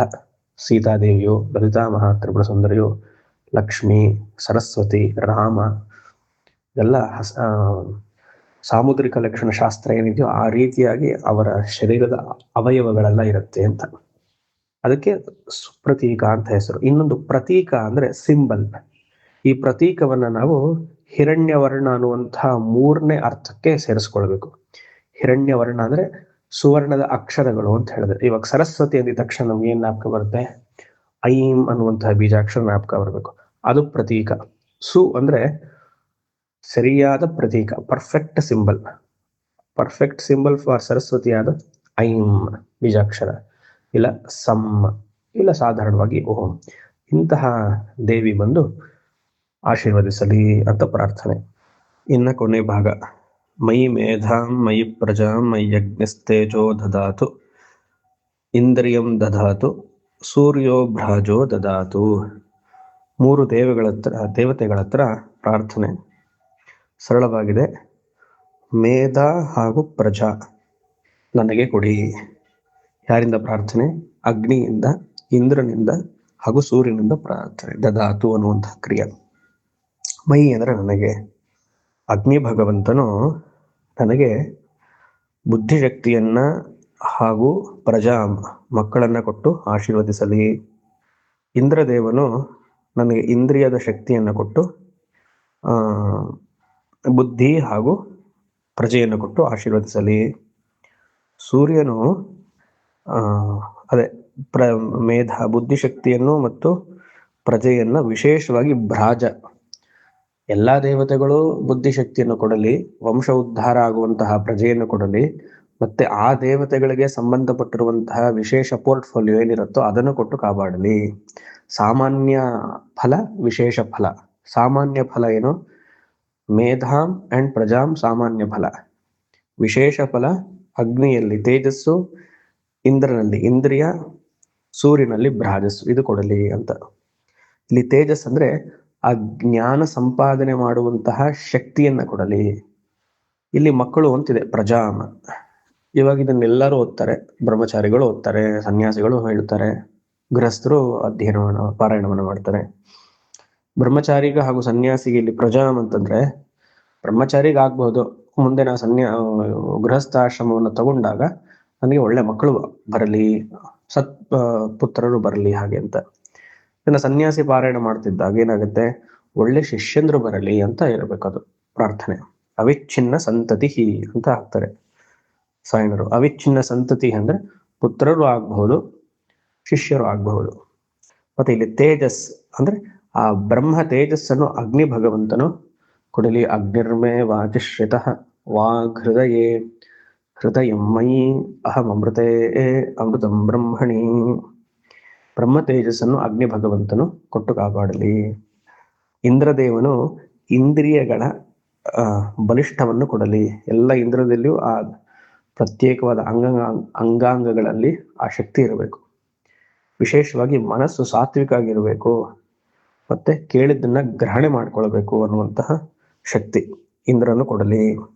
ಸೂರ್ಯನು ಭ್ರಾಜಸ್ ಅಂದ್ರೆ ಇರುವಂತಹ ಜ್ಞಾನ ಸರಿಯಾದ ಸಮಯದಲ್ಲಿ ಉಪಯೋಗವಾಗಲಿ. ಯಾಕಂದ್ರೆ ಹಲವಾರು ಇನ್ಫಾರ್ಮೇಶನ್ ಇದೆ ತಲೆಯಲ್ಲಿ, ಯಾವ್ದನ್ನ ಯಾವಾಗ ಯೂಸ್ ಮಾಡಬೇಕು ಅಂತ ನಮಗೆ ಗೊತ್ತಿರಲ್ಲ ಅಲ್ವಾ. ಆ ರೀತಿಯಾಗಿ right information and write usage, ಅದಕ್ಕೆ ಭ್ರಾಜಸ್. ಸೂರ್ಯ ಭಗವಂತನು ಅದನ್ನು ಕೊಟ್ಟು ಕಾಪಾಡಲಿ. ಈ ರೀತಿಯಾಗಿ ಎಲ್ಲಾ ವೇದದ ದೇವತೆಗಳು, ವಿಶೇಷವಾಗಿ ಸರಸ್ವತಿ ಮೇಧಾಶಕ್ತಿಯನ್ನು ಕೊಟ್ಟು ನಮ್ಮನ್ನು ಉದ್ಧಾರ ಮಾಡಲಿ, ಆಶೀರ್ವದಿಸಲಿ ಅಂತ ಪ್ರಾರ್ಥನೆ. ಇದಾದ್ಮೇಲೆ 2 ರೀತಿಯಾದ ಗಾಯತ್ರಿ ಮಂತ್ರವನ್ನ ಹೇಳ್ತಾರೆ. ಬ್ರಹ್ಮಪತ್ನಿ ಚ ವಿದ್ಮಹೆ ಸರಸ್ವತಿ ಧೀಮಹಿ ಅದೊಂದು, ಇಲ್ಲಾಂದ್ರೆ ಹಂಸ ಹಂಸಾಯ ವಿದ್ಮಹೆ ಅನ್ನುವಂತಹ ತುರ್ಯ ಗಾಯತ್ರಿಯನ್ನ ಹೇಳ್ತಾರೆ. ಅದನ್ನ ಹೇಳಿ ಇದನ್ನ ಮುಗಿಸ್ತಾರೆ. ಸರಿ, ಇಲ್ಲಿಗೆ ಈ ಮೇಧಾ ಸೂಕ್ತವನ್ನ ನೋಡಿ ಮುಕ್ತಾಯ ಮಾಡಿ ಆಯ್ತು. ಹರಿ ಓಂ ನಾರಾಯಣ.